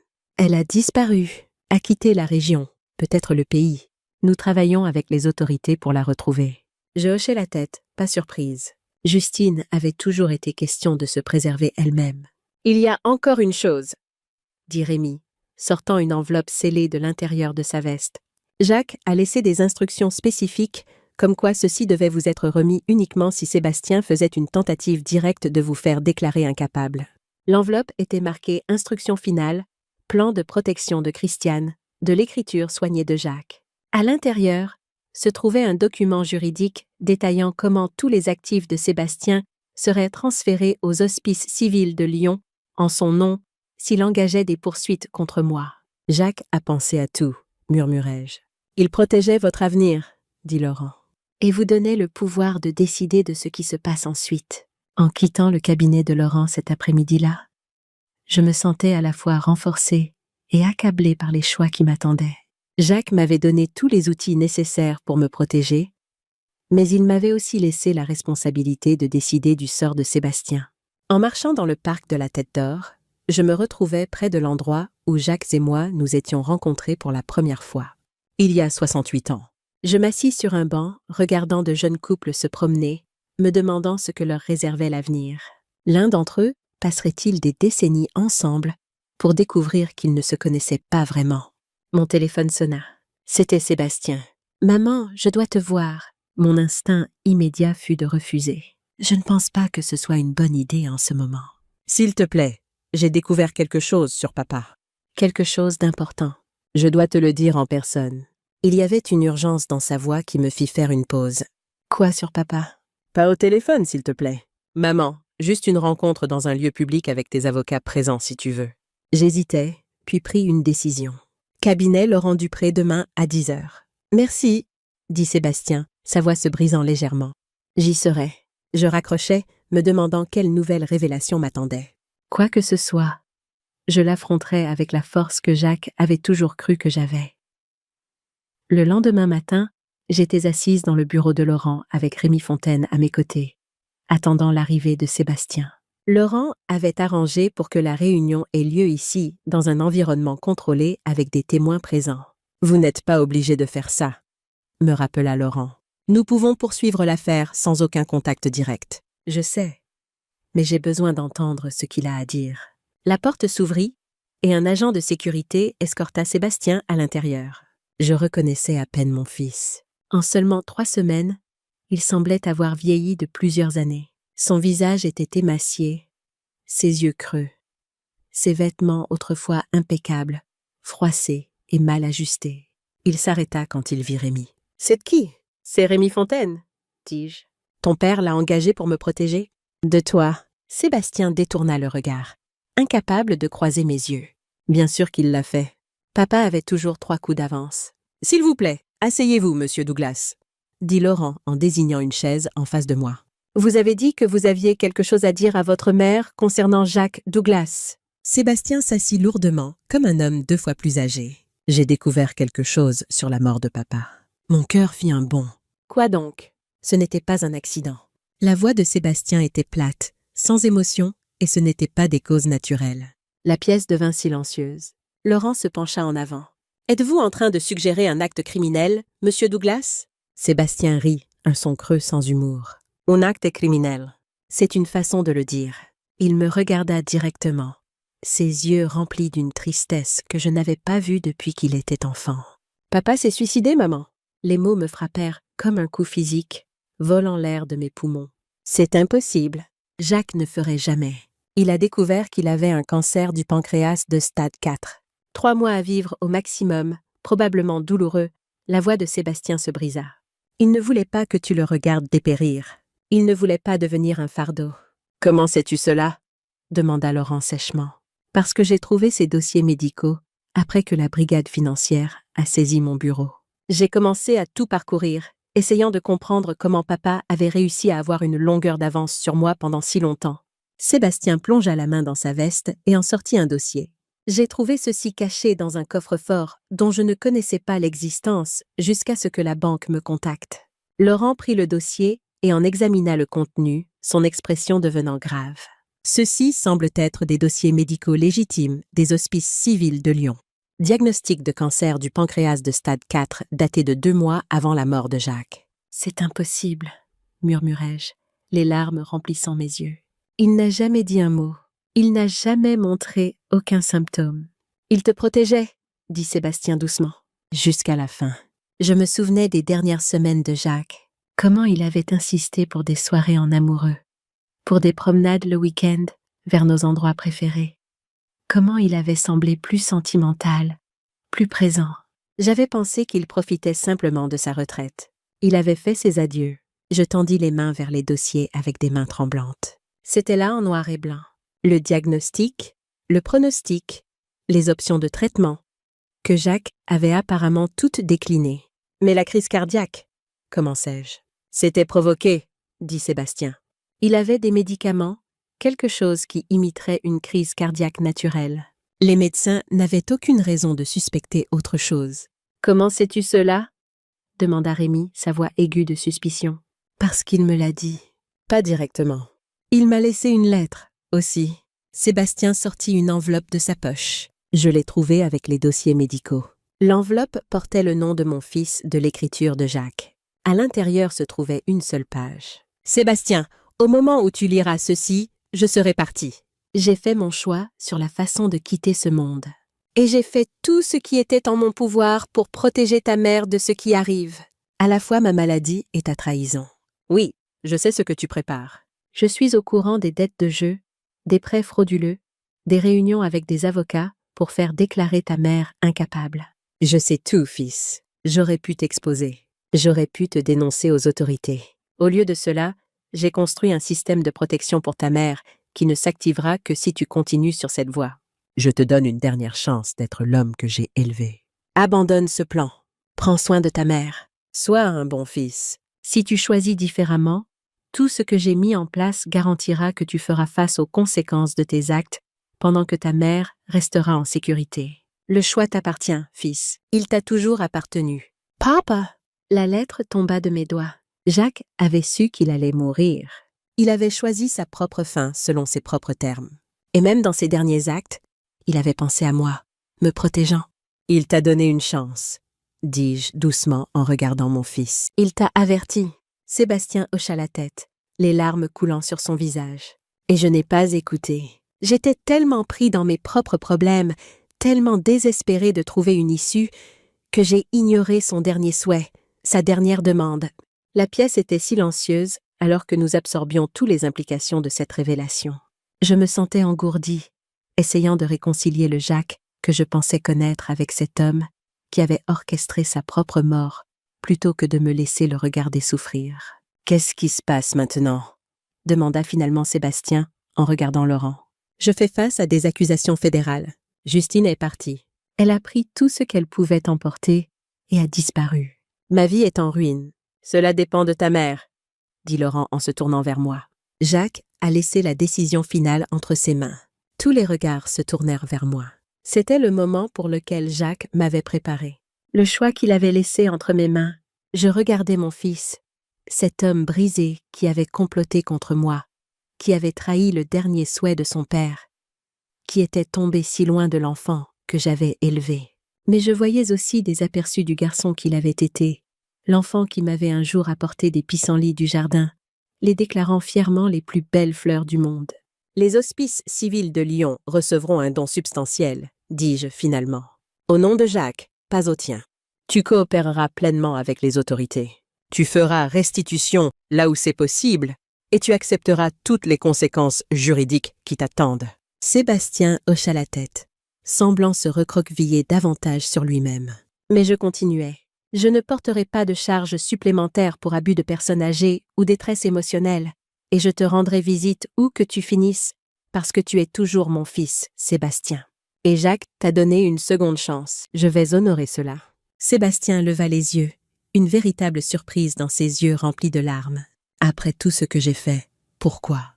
Parce que ton père t'aimait assez pour t'offrir la rédemption, même en me protégeant de toi. C'était un homme meilleur que ce que chacun de nous méritait. Le moins que je puisse faire est d'essayer de me montrer à la hauteur de son exemple. Plus tard ce jour-là, après le départ de Sébastien, je restais assise seule avec Laurent et Rémi, essayant de traiter tout ce que j'avais appris. « Vous vous doutiez ?» demandai-je à Rémi au sujet de la maladie de Jacques. Rémi hésita. J'avais mes soupçons. Jacques était trop méthodique, trop urgent dans ses préparatifs. On aurait dit un homme qui courait contre le temps, et il ne m'a jamais dit. La douleur de cette prise de conscience était presque physique. Il a tout affronté seul. Pas pour se protéger lui-même, Madame Douglas, dit Laurent doucement. Pour vous protéger. Certains fardeaux, nous choisissons de les porter seuls, parce que nous aimons quelqu'un trop pour les partager. Je compris alors que le dernier secret de Jacques avait été un acte d'amour aussi profond que n'importe lequel dans notre mariage. Il avait choisi de m'épargner le long et douloureux adieu, l'impuissante observation alors que le cancer le prenait morceau par morceau. Au lieu de cela, il m'avait donné une rupture nette et les outils pour construire une nouvelle vie. Cette nuit-là, je tins la montre de Jacques contre mon cœur, me sentant plus proche de lui que depuis sa mort. « Je comprends maintenant », murmurai-je à la pièce vide. « Je comprends tout !» 6 mois plus tard, je me tenais dans le hall des hospices civils de Lyon, regardant des ouvriers installer une plaque de laiton qui disait « Ale Memorial Jacques Douglas », financé par Christiane Douglas. Le compte offshore de Jacques avait été plus que suffisant pour assurer mon avenir et financer l'expansion hospitalière dont il avait toujours rêvé. L'ironie finale était que la tentative de Sébastien de me voler avait directement abouti au plus grand don caritatif de l'histoire de l'hôpital. Mon téléphone vibra avec un message de Laurent Dupré. L'audience de condamnation de Sébastien est la semaine prochaine. Il recommande 18 mois de prison ferme plus restitution complète. Vous voulez toujours y assister? Je répondis. Oui, j'y serai. Et j'y serai. Non pas parce que j'avais complètement pardonné à Sébastien, car certains ponts, une fois brûlés, ne peuvent jamais être entièrement reconstruits, mais parce que j'avais fait une promesse à la fois à Jacques et à moi-même d'être présente pour mon fils, quoi qu'il arrive ensuite. Ma sonnette retentit alors que je préparais le dîner ce soir-là. À travers le Judas, je vis une jeune femme avec les yeux de Sébastien et un sourire nerveux. « Mamie Christiane, c'est Elisabeth, la fille de Sébastien. » Je ne l'avais pas vue depuis les funérailles de Jacques. Quand elle finissait ses études et commençait son premier emploi, Justine s'était assurée de me couper de mes petits-enfants comme de tout le monde. J'ouvris la porte. « Elisabeth, quelle surprise! Je sais que j'aurais dû appeler d'abord. » Elle tortillait ses mains nerveusement, exactement comme son père le faisait quand il était anxieux. J'ai entendu parler de papa et Justine de ce qu'ils t'ont fait. Je voulais m'excuser. « Tu n'as rien à te faire pardonner. »« Si, quand même. » Je savais que quelque chose n'allait pas. Papa posait des questions bizarres sur les finances de Papy Jacques et Justine faisait toujours des commentaires sur ta mémoire. J'aurais dû dire quelque chose.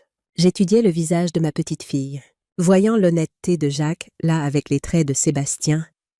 Comme c'était étrange de voir le meilleur des deux hommes reflété dans cette jeune femme. « Entre, ma chérie. Parlons. » Pendant le dîner, Elisabeth me parla de son nouveau travail d'institutrice, de ses fiançailles avec un jeune médecin et de sa culpabilité concernant les crimes de son père. « Je n'arrête pas de penser que je devrais lui rendre visite en prison, » dit-elle en poussant sa nourriture dans son assiette. « Mais je suis tellement en colère pour ce qu'il t'a fait. » La colère est normale, mais Sébastien est toujours ton père. Comment peux-tu ne pas le haïr? Je pensais à la lettre de Jacques, au choix qu'il m'avait donné entre pardon et justice, aux leçons que j'avais apprises en 73 ans de vie. Parce que la haine signifierait qu'il a encore du pouvoir sur moi. Je choisis la paix à la place. Les yeux d'Elisabeth se remplirent de larmes. « Tu m'as tellement manqué. » Justine disait à tout le monde que tu devenais confuse, que tu ne voulais plus nous voir. Je n'ai jamais cessé de vouloir te voir, et je ne cesserai jamais. Alors qu'Elisabeth m'aidait à débarrasser la vaisselle, elle s'arrêta devant la photo de Jacques sur la cheminée. Je me suis toujours demandé pourquoi Papy Jacques portait cette montre chaque jour. Il devait vraiment l'aimer. Je souris, pensant aux 2 compartiments cachés, aux comptes offshore, au plan de protection élaboré qui m'avait sauvé la vie. Il aimait ce qu'elle protégeait. Cette nuit-là, après le départ d'Elisabeth avec des promesses de venir chaque semaine, je m'assis sur ma terrasse arrière, regardant le coucher de soleil sur le Rhône. La montre de Jacques était à mon poignet, gardant parfaitement l'heure. Il était parti depuis 14 mois, mais d'une manière ou d'une autre, il prenait encore soin de moi. Les plus grandes histoires d'amour ne parlent pas de passion ou de romance. Elles parlent de protection, de quelqu'un qui vous aime assez pour mener des batailles dont vous ignorez même l'existence. Jacques avait passé 2 ans à se préparer pour une guerre que je n'avais jamais vue venir, s'assurant que sa mort ne me laisserait pas sans défense contre la cupidité de son propre fils. Certaines personnes passent toute leur vie à chercher ce genre d'amour. J'avais eu la chance de le porter à mon poignet pendant 43 ans. Cela faisait 1 mois que j'avais emménagé dans mon nouvel appartement avec vue sur le fleuve, plus petit que notre maison familiale, mais avec une vue qui me coupait le souffle chaque matin. Daniel m'avait aidé à le choisir, s'assurant qu'il était dans un immeuble sécurisé avec de bonnes commodités pour quelqu'un de mon âge. J'avais gardé très peu de choses de l'ancienne maison, juste des photographies, le bureau de Jacques et quelques souvenirs précieux. Le reste, je l'avais donné ou vendu. Cela faisait du bien de repartir à zéro, de construire une vie qui était vraiment la mienne. Ma santé s'était améliorée dramatiquement une fois le stress de la trahison de Sébastien derrière moi. Ma tension artérielle était descendue. Je dormais mieux, et j'avais même rejoint un cours d'aquagym au centre communautaire local, me faisant de nouveaux amis, établissant de nouvelles routines. Je me réveillais maintenant chaque matin avec un sentiment de paix que je n'avais pas ressenti depuis des années. Le soleil qui se levait sur le Rhône me rappelait que chaque jour était un nouveau départ, une nouvelle opportunité de vivre pleinement. Jacques aurait voulu cela pour moi. Il avait toujours été celui qui me poussait à sortir de ma zone de confort, à essayer de nouvelles choses, à ne jamais me contenter de l'ordinaire. Elisabeth venait chaque dimanche, parfois avec son fiancé, parfois seule. Nous reconstruisions notre relation, apprenant à nous connaître en tant qu'adultes. Elle me rappelait tellement Jacques, parfois réfléchie, observatrice, avec une force tranquille qui courait en profondeur. Son fiancé, Thomas, était un jeune interne aux urgences, avec des yeux doux et une patience infinie. Je voyais comment il regardait Elisabeth, avec cette même dévotion que Jacques avait eue pour moi pendant toutes ces années. Je rendais visite à Sébastien 1 fois par mois dans l'établissement à sécurité minimale où il purgeait sa peine. Nos conversations étaient maladroites au début, douloureuses même. Mais lentement, quelque chose guérissait entre nous. Pas le pardon exactement, pas encore, mais la compréhension. Sébastien suivait une thérapie pour sa dépendance au jeu. Il assistait à des cours de gestion financière. Il faisait enfin face aux conséquences de ses actions et prenait la responsabilité de ses choix. La première fois que je l'avais vu derrière ces murs gris, mon cœur s'était serré. Mon petit garçon, celui qui courait vers moi les bras tendus, celui qui dormait avec son ours en peluche jusqu'à l'âge de 10 ans, était maintenant un homme brisé dans un uniforme de prison. Mais dans ses yeux, je voyais quelque chose de nouveau. Une lueur d'espoir, peut-être, ou de détermination. « Papa serait fier de toi », avait-il dit lors de ma dernière visite. « La façon dont tu as géré tout ça, le don à l'hôpital, prendre soin d'Elisabeth. Ton père était fier de moi depuis toujours, » avais-je répondu. Je ne savais simplement pas à quel point jusqu'à ce qu'il soit trop tard. Les visites étaient devenues un rituel. Je lui apportais des livres, des nouvelles de la famille, des photos d'Elisabeth et Thomas. En retour, il me montrait ses progrès, ses diplômes de ses cours, ses lettres d'excuses aux personnes qu'il avait lésées. Lentement, imperceptiblement, le fils que j'avais élevé refaisait surface sous les décombres de l'homme qu'il était devenu. Alors que j'étais assise sur mon balcon ce soir-là, regardant les derniers rayons de soleil disparaître derrière les toits de Lyon, je sentais la présence de Jacques plus fortement que je ne l'avais senti depuis des mois. Pas comme un fantôme ou un esprit, mais comme une influence continue, une main guidante qui avait façonné ma vie de manière que je commençais seulement à comprendre. Je remontais sa montre, sentant la résistance familière du mécanisme, le tour lisse de la couronne sous mes doigts. Un acte si simple, pourtant il me connectait à lui à travers le temps et l'espace. C'était devenu mon rituel du soir, ma façon de lui dire bonsoir, ma façon de garder sa mémoire vivante dans les petits gestes du quotidien. Mon téléphone sonna. Laurent Dupré. Madame Douglas, j'ai des nouvelles inattendues. La police a localisé Justine. Où? En Espagne. Elle vivait sous un nom d'emprunt, mais ils l'ont retrouvée grâce à des bijoux qu'elle a mis en gage à Barcelone. Je n'étais pas surprise que Justine ait fui, ni qu'elle ait finalement été trouvée. Les gens comme elle croyaient toujours qu'ils étaient plus malins que tout le monde. Ils l'étaient rarement. Qu'est-ce qui se passe maintenant? Ils travaillent sur l'extradition. Elle fera face à des accusations de complicité, de fraude et de fuite devant la justice. Je voulais vous prévenir avant que cela ne soit dans les médias. Merci Laurent pour tout. Après avoir raccroché, je retournai la montre de Jacques dans mes mains, étudiant l'arrière où les compartiments cachés étaient dissimulés. Une conception si intelligente, impossible à détecter, sauf si on savait exactement quoi chercher. Exactement comme Jacques lui-même. Discret, sans prétention, facilement sous-estimé, mais avec des profondeurs et des complexités qu'il m'avait fallu une vie entière pour apprécier pleinement. Je souris, me souvenant de notre premier rendez-vous, de notre jour de mariage, de la naissance de notre fils, de tous les moments ordinaires qui composaient une vie ensemble. Jacques m'avait donné tellement plus que la sécurité financière. Il m'avait donné le plus grand cadeau de tous, la connaissance que j'étais plus forte que je ne le savais, capable de faire face à tout ce que la vie me réservait. Je me souvenais de ce premier rendez-vous comme si c'était hier. Nous avions dîné dans un petit restaurant près de la place Bellecour, un endroit modeste avec des nappes à carreaux rouges et des bougies vacillantes sur chaque table. Jacques était si nerveux qu'il avait renversé son verre d'eau 2 fois. Mais quand il parlait de ses rêves, de ses espoirs pour l'avenir, ses yeux s'illuminaient d'une façon qui m'avait captivée. Cette lumière dans ses yeux, je l'avais vue chaque jour de notre mariage, même dans les moments difficiles. Demain, je visiterai l'aile hospitalière portant son nom. La semaine prochaine, j'assisterai à un vernissage avec Elisabeth. Le mois suivant, je prendrai un cours de cuisine que je lorgnais depuis longtemps.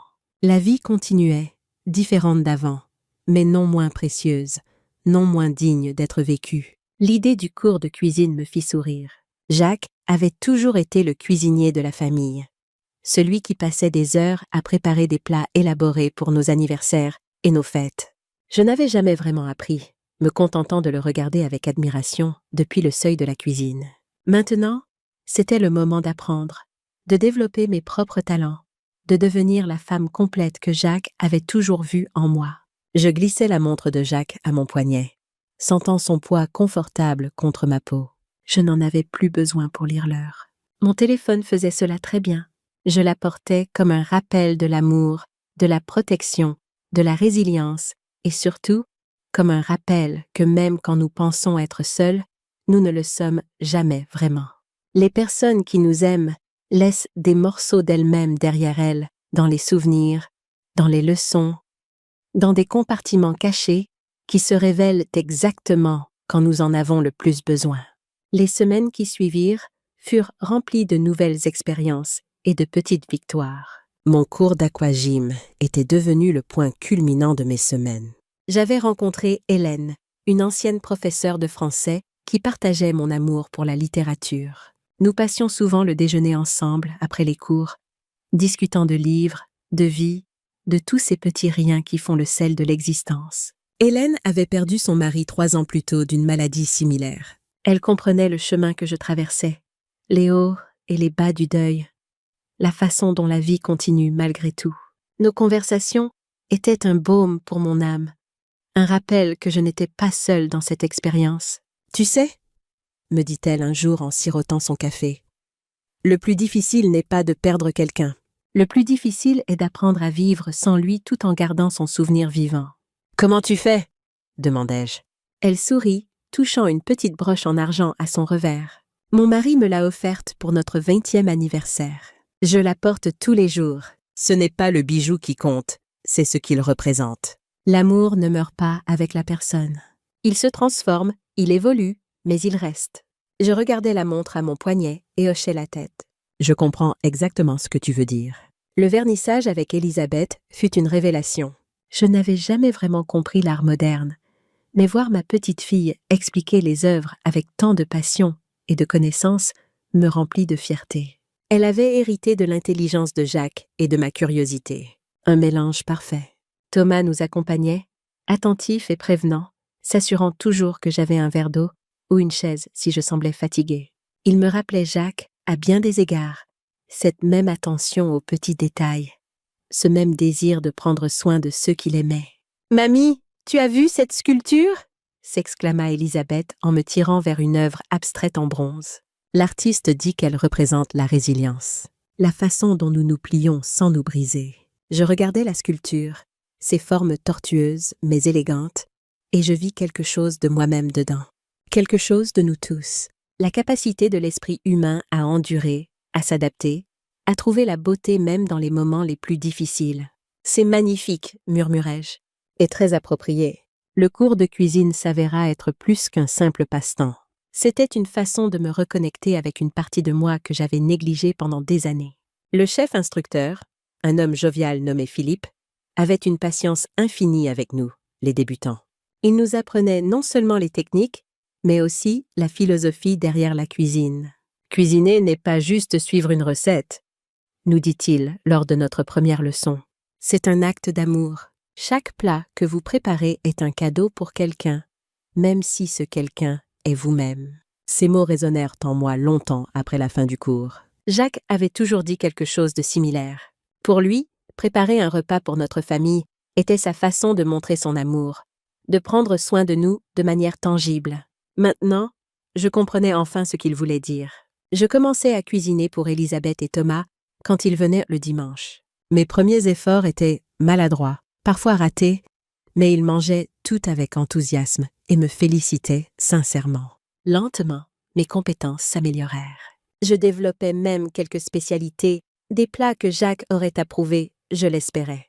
Un dimanche, alors que nous finissions un dessert au chocolat particulièrement réussi, Elisabeth me prit la main. « Mamie, Thomas et moi avons quelque chose à te dire. » Mon cœur fit un bond. Était-ce ce que je pensais? « Nous allons nous marier l'été prochain, » dit Thomas avec un sourire timide. « Et nous voulions savoir si tu accepterais d'être notre témoin d'honneur. » Les larmes me montèrent aux yeux. « Bien sûr que j'accepte. Rien ne me rendrait plus heureuse. » Nous nous embrassâmes, riant et pleurant en même temps. C'était le genre de moment que Jacques aurait adoré. Je pouvais presque l'entendre dire quelque chose de drôle pour détendre l'atmosphère, suivi d'un de ces fameux toasts maladroits, mais sincères. « Papa aurait été tellement content », murmura Elisabeth, lisant dans mes pensées. « Oui, il l'aurait été. Il aurait été fier de toi, de la femme que tu es devenue. » La visite suivante à Sébastien fut différente des autres. Quand je lui annonçai la nouvelle des fiançailles, ses yeux se remplirent de larmes. « C'est merveilleux », dit-il d'une voix étranglée. « J'aurais tellement voulu être là. »« Tu le seras, d'une certaine façon. Elisabeth veut que tu sois là par la pensée. Elle t'enverra des photos, des vidéos. Ce ne sera pas comme si tu y étais, mais... »« Je comprends, » m'interrompit-il. « Et je suis reconnaissant. Pour tout.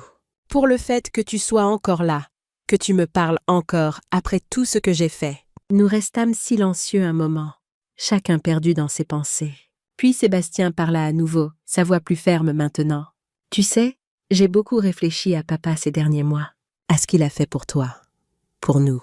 Je ne comprends toujours pas comment il a pu prévoir tout ça, mais je comprends pourquoi. »« Pourquoi ?» demandai-je. « Parce qu'il t'aimait plus que tout, plus que sa fierté, plus que sa propre vie.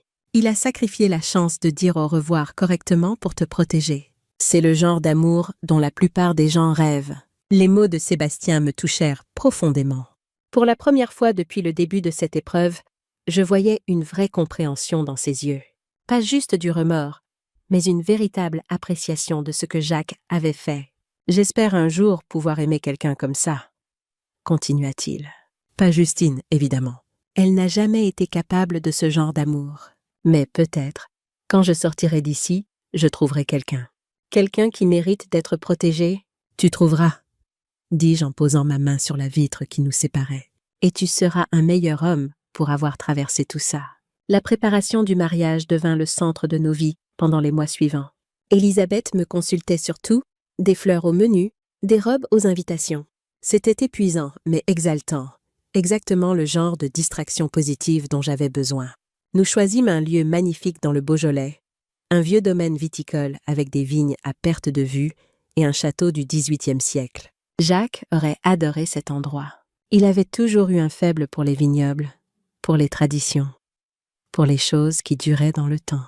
La robe d'Élisabeth était simple mais élégante, en satin ivoire avec des touches de dentelle qui rappelaient celle de ma propre robe de mariée. Quand je l'aidai à l'essayer pour la première fois, je ne pus retenir mes larmes. « Tu es magnifique, ma chérie. Ton grand-père aurait été tellement fier. » Elle se tourna vers le miroir, ajustant le voile. « Tu penses qu'il nous regarde de quelque part? » « Je ne sais pas, » répondis-je honnêtement. « Mais je sais que l'amour qu'il avait pour toi, pour nous tous, ne s'est pas évaporé avec sa mort. Il est toujours là, dans les leçons qu'il nous a enseignées, dans les valeurs qu'il nous a transmises, dans cette montre que je porte chaque jour. » Élisabeth prit ma main et la serra. « Merci, mamie, pour tout. Pour avoir été forte quand tout s'effondrait, pour avoir pardonné à papa, pour être là maintenant. Je ne suis pas sûre de mériter autant de gratitude, mais je l'acceptais avec grâce. La vie m'avait enseigné que parfois, accepter l'amour qu'on nous offre est aussi important que le donner. » Le jour du mariage arriva avec un soleil éclatant et un ciel sans nuages. Le Beaujolais n'avait jamais été aussi beau. Les vignes verdoyantes sous la lumière dorée de l'après-midi, le parfum des roses et du jasmin flottant dans l'air. Je portais une robe bleu marine que j'avais choisie avec Hélène, et bien sûr la montre de Jacques à mon poignet. C'était ma façon de l'avoir avec moi en ce jour spécial, de l'inclure dans cette célébration de l'amour et de l'espoir. La cérémonie fut émouvante et simple, exactement ce qu'Élisabeth et Thomas avaient voulu. Quand ils échangèrent leurs vœux, je vis l'amour dans leurs yeux, cet amour pur et inconditionnel que Jacques et moi avions partagé. C'était le même amour transmis à une nouvelle génération. Pendant la réception, je portais un toast. Je n'étais pas aussi douée que Jacques pour les discours, mais je fis de mon mieux. « Mes chers Élisabeth et Thomas, » commençai-je. Mon mari Jacques avait l'habitude de dire que l'amour n'est pas quelque chose qu'on trouve, c'est quelque chose qu'on construit. Jour après jour, choix après choix, acte de gentillesse après acte de gentillesse. Je regardais autour de moi les visages souriants, certains familiers, d'autres nouveaux. Il disait aussi que les meilleures histoires d'amour ne sont pas celles des contes de fées. Ce sont celles où deux personnes imparfaites décident de se soutenir mutuellement, de se protéger, de grandir ensemble. Mes yeux se posèrent sur la montre à mon poignet. Jacques m'a laissé beaucoup de choses quand il est parti. De l'argent, des souvenirs, une protection que je ne méritais pas mais dont j'avais désespérément besoin. Mais le cadeau le plus précieux qu'il m'a laissé, c'est la conviction que l'amour vrai existe, qu'il vaut la peine d'être cherché, et qu'une fois trouvé, il vaut la peine d'être défendu. Je levai mon verre. Alors je vous dis ceci, Élisabeth et Thomas, aimez-vous Fiercely, protégez-vous l'un l'autre, construisez quelque chose de beau ensemble, et n'oubliez jamais que l'amour que vous partagez aujourd'hui est le fondement de tout ce qui viendra. À Élisabeth et Thomas, les applaudissements furent chaleureux, et je vis des larmes dans bien des yeux. Élisabeth vint m'embrasser, murmurant un merci à mon oreille. Ce fut un moment parfait, un de ces instants rares où tout semble être exactement comme il devrait être. Plus tard dans la soirée, alors que la musique jouait et que les couples dansaient, je m'éclipsai sur la terrasse pour un moment de solitude. La vue sur les vignes était spectaculaire, baignée dans la lumière dorée du soleil couchant. « Tu as bien fait », murmurai-je à Jacques, où qu'il soit. « Notre petite fille est heureuse. Notre famille continue. Et moi, je vais bien. Mieux que bien, en fait. Je suis en paix. » Le vent souffla doucement, faisant bruisser les feuilles de vigne. C'était peut-être mon imagination, mais j'aurais juré sentir une présence à côté de moi, chaude et rassurante. Comme si Jacques était là, partageant ce moment avec moi. Je touchai la montre à mon poignet et souris. Certains liens ne peuvent jamais être brisés. Certains amours ne meurent jamais vraiment. Ils se transforment, évoluent, mais restent. Toujours. Les mois qui suivirent le mariage furent parmi les plus paisibles de ma vie. J'avais trouvé un nouveau rythme, un équilibre entre la solitude et la compagnie, entre le souvenir du passé et l'anticipation de l'avenir. Le jour de la libération de Sébastien arriva plus vite que je ne l'aurais cru. J'étais là quand il franchit les portes de la prison, vieilli, mais d'une certaine façon rajeuni aussi. Les mois de thérapie, de réflexion, de travail sur lui-même avaient laissé leur marque. Maman. Sa voix était émue. « Tu es venue. Bien sûr que je suis venue. » Je lui ouvris les bras, et il s'y jeta, comme le petit garçon qu'il avait été autrefois. Nous restâmes ainsi un long moment, mère et fils, réunis malgré tout ce qui s'était passé. « Je suis désolé, » murmura-t-il contre mon épaule. « Tellement, tellement désolé. Je sais, et je te pardonne. » Les mots sortirent naturellement, sans effort. Je réalisais que c'était vrai. Quelque part, au cours de ces longs mois, sans même m'en rendre compte, j'avais pardonné à mon fils. Non pas oublié, jamais oublié, mais pardonné. Sébastien s'installa dans un petit appartement dans un quartier modeste de Lyon. Il trouva un emploi dans une association d'aide aux personnes endettées, utilisant son expérience pour aider d'autres à éviter les erreurs qu'il avait commises. C'était ironique, d'une certaine façon, mais aussi approprié. Son travail lui donnait un sens, une raison de se lever le matin. Élisabeth renoua progressivement avec lui, d'abord avec hésitation, puis avec plus de chaleur. Elle lui montra les photos du mariage, lui raconta les détails qu'il avait manqués. C'était douloureux pour lui, je le voyais, mais aussi guérissant. 1 an après sa libération, Sébastien m'appela avec des nouvelles. « Maman, j'ai rencontré quelqu'un, une femme merveilleuse. Elle s'appelle Marguerite. Elle travaille à l'association avec moi. » Je souris, heureuse pour lui. « Raconte-moi tout. » Il me parle d'elle pendant 1 heure, de sa gentillesse, de son sens de l'humour, de la façon dont elle le comprenait sans le juger, de comment elle lui avait redonné espoir en l'amour, en lui-même, en l'avenir. « Quand puis-je la rencontrer ?» demandai-je. « Ce week-end, si tu es libre. » Je voulais m'assurer que tu étais prête. « Je suis prête, Sébastien. Si elle te rend heureux, alors je veux la connaître. » Marguerite s'avéra être exactement comme Sébastien l'avait décrite. Douce, intelligente, avec une maturité qui venait clairement de ses propres difficultés surmontées. Elle ne ressemblait en rien à Justine, et c'était probablement le plus grand compliment que je pouvais lui faire. Au fil des mois, je la regardais intégrer notre famille fracturée, apportant avec elle une lumière nouvelle. Elle était patiente avec les tensions résiduelles, compréhensive des blessures non encore guéries. Elle aimait Sébastien pour qui il était devenu, pas pour qui il avait été. 2 ans après le mariage d'Élisabeth, j'eus la joie d'annoncer une autre nouvelle merveilleuse.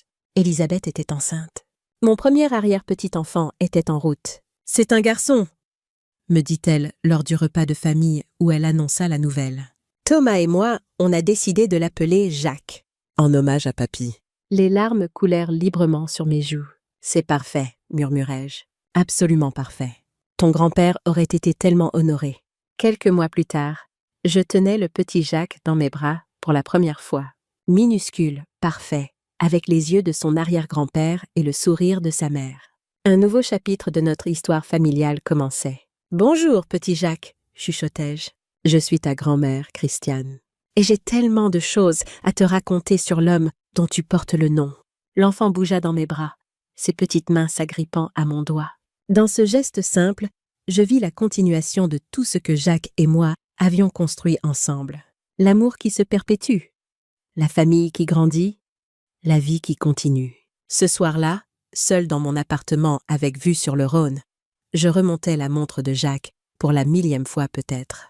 Le mécanisme tournait doucement sous mes doigts, aussi fiable qu'il l'avait toujours été. « Tu aurais adoré le voir, » dis-je à Jacques, le petit Jacques. « Il a tes yeux, tu sais, et quelque chose de ton obstination, je crois. » Il a refusé de dormir pendant 2 heures ce soir. Je ris doucement à ce souvenir. « Notre famille a survécu, » continuai-je. « Pas sans blessure, pas sans cicatrice, mais nous sommes toujours là. » Sébastien se reconstruit. Élisabeth est heureuse. Et moi, je suis en paix. Vraiment en paix. Le vent souffla par la fenêtre ouverte, apportant avec lui l'odeur du fleuve et des tilleuls en fleurs. C'était le genre de soirée parfaite que Jacques et moi aurions passé sur notre terrasse, à ne rien faire de particulier, juste à être ensemble. « Tu me manques, » murmurai-je. « Tu me manqueras toujours. Mais je comprends maintenant pourquoi tu as fait ce que tu as fait. Et je te remercie pour l'amour, pour la protection, pour cette chance de vivre pleinement, même après ton départ. » Je regardai la montre une dernière fois avant de la poser sur ma table de nuit. Elle brillait doucement dans la lumière de la lampe, gardienne silencieuse de tant de secrets, de tant d'amour. Les plus grandes histoires d'amour ne finissent pas avec la mort. Elles continuent, transformées mais pas diminuées, dans les cœurs de ceux qui restent.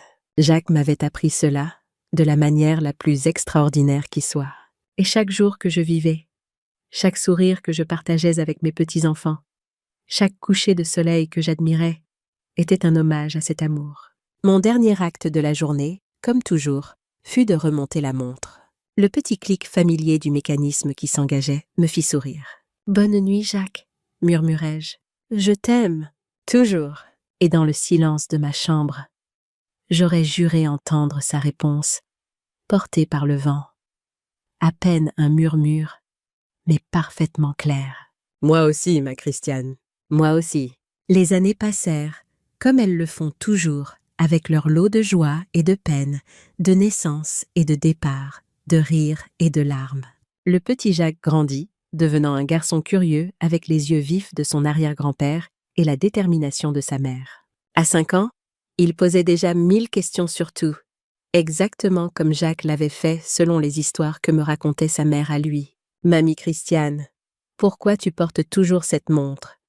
me demanda-t-il un jour, alors que nous étions assis dans le jardin de l'appartement d'Élisabeth. Je regardais la Rolex à mon poignet, usée maintenant par des années de port quotidien, mais toujours aussi précise, toujours aussi précieuse. « Parce qu'elle appartenait à ton arrière-grand-père » expliquai-je. « Et chaque fois que je la porte, je me souviens de lui. » Il s'assit sur mes genoux, ses petites mains explorant le cadran de la montre avec une curiosité innocente. Il était gentil, Papy Jacques. Très gentil. Et très intelligent. Il m'a laissé cette montre pour me protéger. Protéger comment ? C'est une longue histoire, mon chéri.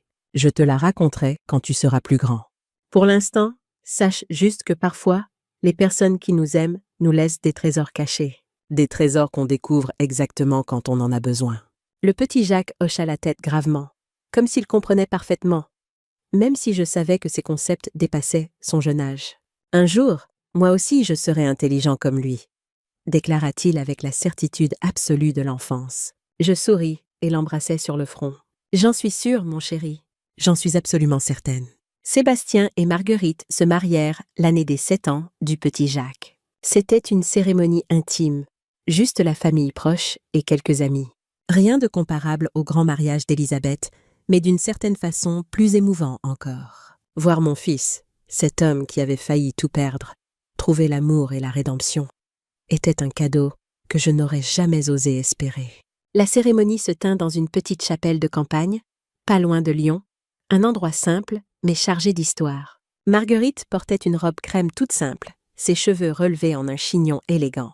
Sébastien, pour sa part, avait l'air nerveux mais heureux, vraiment heureux, pour la première fois depuis des années. Je le regardais échanger ses vœux avec cette femme qu'il avait acceptée malgré tout ce qu'il avait fait, et je compris que la rédemption n'était pas juste une idée abstraite. Elle était possible, tangible, réelle. Pendant la cérémonie, je pensais à Jacques, à tout ce qu'il avait fait pour nous protéger, pour nous donner cette seconde chance. Si seulement il avait pu voir Sébastien maintenant, transformé, humble, reconnaissant pour chaque jour. Peut-être l'aurait-il pardonné, lui aussi. Peut-être l'avait-il déjà fait, dans cette lettre qu'il lui avait laissée. Je me souvenais de ces mots que Jacques avait écrits à notre fils. « Je te donne une dernière chance d'être l'homme que j'ai élevé. » Jacques avait toujours cru en Sébastien, même quand celui-ci avait perdu foi en lui-même. C'était le genre de père qu'il avait été, le genre d'homme. Il voyait le potentiel là où d'autres ne voyaient que les échecs. Après le mariage, Sébastien vint vers moi, les yeux brillants. « Maman, je ne pourrai jamais assez te remercier pour m'avoir donné une autre chance, pour avoir cru que je pouvais changer. Je n'ai pas toujours cru, admis-je. Il y a eu des moments où je doutais, mais ton père avait raison. Tu méritais cette chance, et tu l'as saisie. » Sébastien prit ma main et la porta à ses lèvres, un geste que Jacques faisait souvent. « Papa me manque, dit-il doucement. Chaque jour, je sais que je ne le mérite pas, mais il me manque. Il me manque aussi. Mais regarde autour de toi, Sébastien. Regarde cette famille. Élisabeth, Thomas, le petit Jacques, Marguerite maintenant. C'est son héritage. C'est ce qu'il voulait protéger. Et nous l'avons fait. Nous y sommes arrivés. L'été de mes 85 ans, Je commençais à ressentir la fatigue qui vient avec l'âge. Pas de maladie grave, juste l'usure naturelle d'un corps qui avait vécu une vie bien remplie. Je ralentis le rythme, passant plus de temps sur mon balcon à regarder le Rhône couler, à me souvenir, à réfléchir. Les matins étaient devenus mes moments préférés. Je me levais avec le soleil, préparais mon café exactement comme Jacques le faisait, fort et noir, puis je m'installais sur le balcon pour regarder la ville s'éveiller. Les bateaux sur le fleuve, les joggeurs sur les quais, les premiers rayons de lumière sur les toits de la vieille ville. Chaque détail me rappelait pourquoi j'aimais cette vie, cette ville, cette existence que j'avais construite. Parfois, je sortais de vieilles photos et je me perdais dans les souvenirs. Jacques et moi à notre mariage, si jeunes et si confiants. Sébastien bébé, puis enfant, puis adolescent. Les vacances en famille, les Noëls, les anniversaires. Chaque photo était une fenêtre sur un moment que je pensais avoir oublié, mais qui revenait avec une clarté surprenante. Je réalisais que ma vie avait été riche malgré les difficultés. Ou peut-être grâce à elles.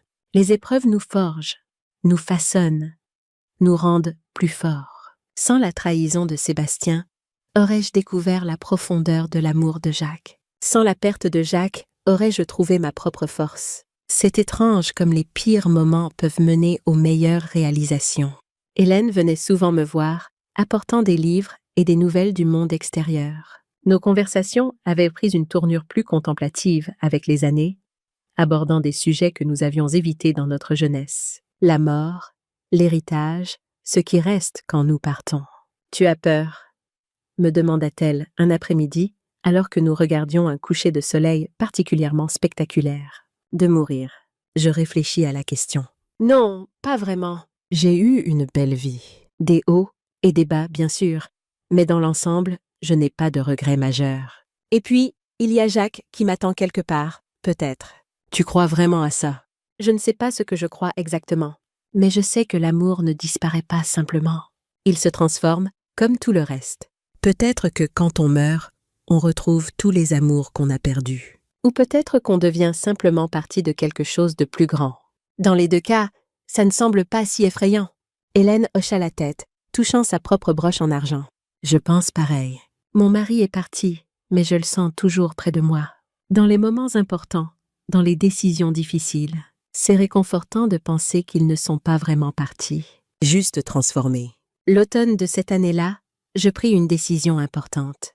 Je convoquai toute la famille pour un dîner spécial avec une annonce à faire. Tout le monde était là, Élisabeth et Thomas avec leurs 2 enfants maintenant, car une petite Marie avait rejoint le petit Jacques 3 ans plus tôt. Sébastien et Marguerite, Daniel qui avait été mon roc pendant les moments difficiles, même quelques amis proches comme Hélène. « J'ai quelque chose à vous dire », commençai-je quand tout le monde fut assis. Comme vous le savez, Jacques m'a laissé une somme considérable. J'ai utilisé une partie pour les dons à l'hôpital, pour assurer mon confort, pour aider quand c'était nécessaire. Mais il reste beaucoup. Les regards étaient attentifs, curieux. Personne ne m'interrompit. J'ai décidé de créer une fondation, la Fondation Jacques Douglas. Elle financera des bourses d'études pour les enfants défavorisés, soutiendra des programmes de prévention contre les addictions et aidera les familles en difficulté financière. Le silence qui suivit fut rompu par Élisabeth. « C'est magnifique, mamie. Papy aurait adoré l'idée. » Je souris. « C'est ce que j'espère. » Jacques a passé sa vie à protéger sa famille. Maintenant, son héritage protégera d'autres familles aussi. C'est une façon de faire vivre son amour au-delà de nous tous. Sébastien avait les yeux humides.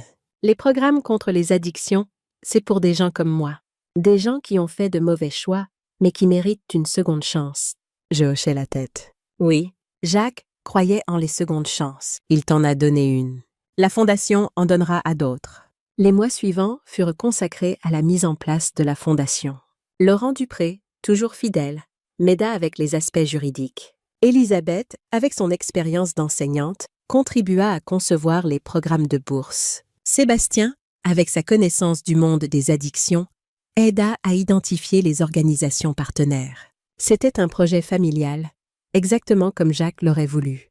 Pour la première fois depuis sa mort, je sentis que toute la famille travaillait ensemble, unie par un objectif commun, plutôt que divisée par le passé. Daniel, avec ses contacts dans l'immobilier, nous aida à trouver des locaux abordables pour les bureaux de la Fondation. Thomas, le mari d'Elisabeth, utilisa ses connexions dans le monde médical pour identifier les programmes de santé qui bénéficieraient le plus de notre soutien. Même Marguerite contribua, apportant son expérience du travail social pour concevoir des programmes d'aide efficaces. Regarder ma famille se rassembler autour de ce projet me remplissait de fierté et de gratitude. Nous avions traversé tant d'épreuves, tant de trahisons et de déchirements. Et pourtant, nous étions là, plus forts qu'avant, travaillant ensemble pour honorer la mémoire de Jacques. C'était exactement ce qu'il aurait voulu, je le savais. Pas la rancœur, pas la division, mais l'unité et l'amour. L'inauguration officielle de la Fondation Jacques Douglas eut lieu 1 an jour pour jour après mon 85e anniversaire. La cérémonie se tint dans l'aile hospitalière qui portait déjà son nom, bouclant ainsi une boucle symbolique. Je portais ma plus belle robe et, bien sûr, la montre de Jacques. Le petit Jacques, maintenant un garçon de 10 ans dégingandé, était à mes côtés. « Mamie, pourquoi tout le monde pleure ?» me demanda-t-il en voyant les larmes dans les yeux des invités pendant mon discours. « Ce sont des larmes de joie, mon chéri. Parfois, quand on est très heureux ou très ému, on pleure. C'est une bonne chose. » Il sembla réfléchir à cela. « Comme quand tu parles de Papy Jacques. » Exactement comme ça. Mon discours ce jour-là fut simple. Je parlais de Jacques, de l'homme qu'il avait été, de l'amour qu'il avait porté à sa famille. Je ne mentionnais pas les secrets, les complications, les trahisons. Ces choses appartenaient au passé. Ce qui comptait maintenant, c'était l'avenir, les vies qui seraient changées grâce à sa générosité posthume. Jacques croyait que l'amour devait être actif, conclus-je. Pas juste un sentiment, mais une force qui protège, qui élève, qui donne de l'espoir. Cette fondation est son dernier acte d'amour. Un amour qui continuera à toucher des vies longtemps après que nous tous serons partis. Cette nuit-là, seul dans mon appartement, je sortis la montre et l'examinai sous la lumière de la lampe. Les années l'avaient patinée, lui donnant un caractère que même Jacques n'aurait pu imaginer. Les 2 compartiments secrets étaient toujours là, maintenant vides de leurs mystères originaux.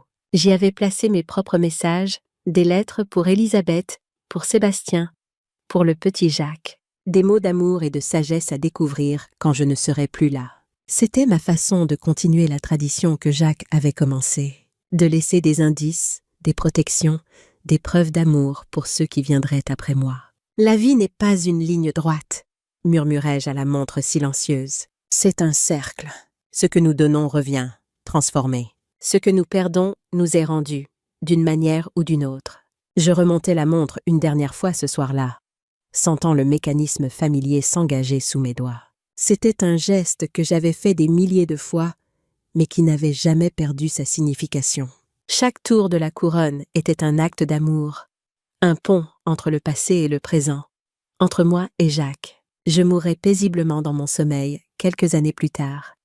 La montre de Jacques à mon poignet, un sourire sur les lèvres. Du moins, c'est ce qu'Élisabeth me raconta plus tard, car bien sûr je ne me souviens pas de ma propre mort, mais je me souviens de ce qui s'est passé après. Une lumière chaude, une sensation de paix absolue, et puis une main familière dans la mienne. Christiane, sa voix que je n'avais pas entendue depuis si longtemps. Jacques, il était là, exactement comme je me le rappelais, mais aussi différent. Plus jeune, peut-être, ou simplement libéré du poids des soucis terrestres. Ses yeux brillaient de cet amour que j'avais vu chaque jour de notre mariage. « Tu as été incroyable », dit-il. « Tout ce que tu as fait, la fondation, la famille, le pardon. Je n'aurais pas pu rêver mieux. Je ne pouvais que le regarder, submergé par l'émotion de le revoir. « Tu m'as manqué », réussis-je finalement à dire. Chaque jour, je sais. J'étais là, tu sais, à chaque moment important. Le mariage d'Élisabeth, la naissance du petit Jacques, les visites à Sébastien. J'étais toujours là. Je le savais, murmurai-je. Je le sentais. Il me prit dans ses bras, et c'était exactement comme avant. Comme si les années de séparation n'avaient été qu'un clin d'œil dans l'éternité. Je sentais la chaleur de son étreinte, la solidité de ses bras autour de moi, et je compris que tout ce que j'avais traversé, toutes les épreuves, toutes les larmes, tout cela m'avait mené à ce moment, à ces retrouvailles que j'avais espéré sans jamais vraiment y croire. « Tu as gardé la montre », murmura-t-il contre mes cheveux. « Chaque jour, C'était ma façon de te garder près de moi. Il recula légèrement pour me regarder, ses yeux brillants d'une lumière que je n'avais jamais vue sur terre. Quelque chose de plus profond, de plus pur, comme si toutes les limitations de notre existence mortelle avaient été effacées. Je t'ai regardé, tu sais, Chaque fois que tu la remontais, chaque fois que tu parlais à cette montre vide, je t'entendais. Je savais que tu penserais que je suis folle. Je souris à travers mes larmes, ces larmes qui coulaient maintenant de joie plutôt que de chagrin. Pas folle, Fidèle. Il y a une différence. Viens, dit-il. Il y a tellement de choses à te montrer, et tellement de temps maintenant pour en profiter. Je le suivis, laissant derrière moi le monde que j'avais connu, mais emportant avec moi tout ce qui comptait vraiment. L'amour ne meurt pas. Il se transforme, il voyage, il trouve de nouvelles formes. Mais il ne meurt jamais. Sur terre, dans mon appartement avec vue sur le Rhône, Elisabeth trouva la montre sur ma table de nuit. Elle la prit délicatement, sentant son poids familier, voyant les années d'usure et d'amour gravées dans le métal. Elle découvrit les compartiments secrets, les lettres que j'y avais cachées. Elle pleura en les lisant, puis sourit, comprenant enfin tout ce que cette simple montre représentait. Le petit Jacques hérita de la montre, comme je l'avais voulu. À 15 ans, il était assez grand pour comprendre son histoire, assez mûr pour apprécier sa signification. Elisabeth lui raconta tout, les secrets, les trahisons, la rédemption. L'amour qui avait traversé les générations, protégeant et guidant même depuis l'au-delà. Et chaque soir, avant de se coucher, le petit Jacques, qui n'était plus si petit, remontait la montre de son arrière-grand-père. Le même geste, répété encore et encore, un fil d'amour qui ne serait jamais brisé. Il avait appris l'histoire complète maintenant. Elisabeth lui avait tout raconté, sans rien omettre. La trahison de son grand-père Sébastien, le plan de protection élaboré par Jacques, les millions cachés, la rédemption, le pardon. Le jeune homme avait écouté en silence, absorbant chaque détail, comprenant enfin pourquoi cette simple montre était traitée avec tant de révérence dans la famille. « C'est plus qu'une montre », avait-il dit à sa mère après avoir entendu l'histoire complète. « C'est une preuve d'amour. » Elisabeth avait souri, reconnaissant les mots que j'aurais pu prononcer moi-même. « Exactement. C'est pourquoi elle t'appartient maintenant. Pour que tu la transmettes à tes propres enfants un jour. Pour que l'amour continue de voyager à travers les générations. » Le jeune Jacques avait promis de prendre soin de la montre, de la remonter chaque soir, de perpétuer la tradition. Et il tenait parole. Chaque nuit, juste avant de dormir, il accomplissait le même rituel que j'avais accompli pendant tant d'années. Le petit clic du mécanisme, le tour familier de la couronne, la sensation de connexion avec ceux qui étaient partis mais jamais vraiment absents. Les plus grandes histoires d'amour ne finissent pas. Elles continuent dans les cœurs de ceux qui se souviennent, dans les gestes qui se transmettent, dans les montres qui gardent le temps et les secrets de ceux qui nous ont aimés. Et quelque part, au-delà du temps et de l'espace, Jacques et moi regardions ensemble enfin notre famille continuer à grandir, à aimer, à protéger. Exactement comme nous l'avions toujours voulu. Nous regardions le jeune Jacques remonter la montre. Nous regardions Elisabeth élever ses enfants avec amour et sagesse. Nous regardions Sébastien réparer les dommages qu'il avait causés et construire une nouvelle vie. Nous regardions notre héritage se perpétuer, génération après génération, un fil d'amour et de protection qui ne serait jamais rompu. L'amour véritable, nous l'avions compris, ne connaît pas de fin. Il change de forme, il traverse les épreuves, il survit même à la mort. Il est là, dans chaque geste de tendresse, dans chaque acte de pardon, dans chaque sacrifice fait pour ceux que nous aimons. Et quelque part, dans une montre qui garde parfaitement l'heure, battait toujours le cœur de notre amour éternel. Merci d'avoir écouté. N'oubliez pas de vous abonner et n'hésitez pas à partager votre histoire dans les commentaires. Votre voix compte. Qu'auriez-vous fait à ma place? Avez-vous déjà vécu quelque chose de similaire? Commentez ci-dessous.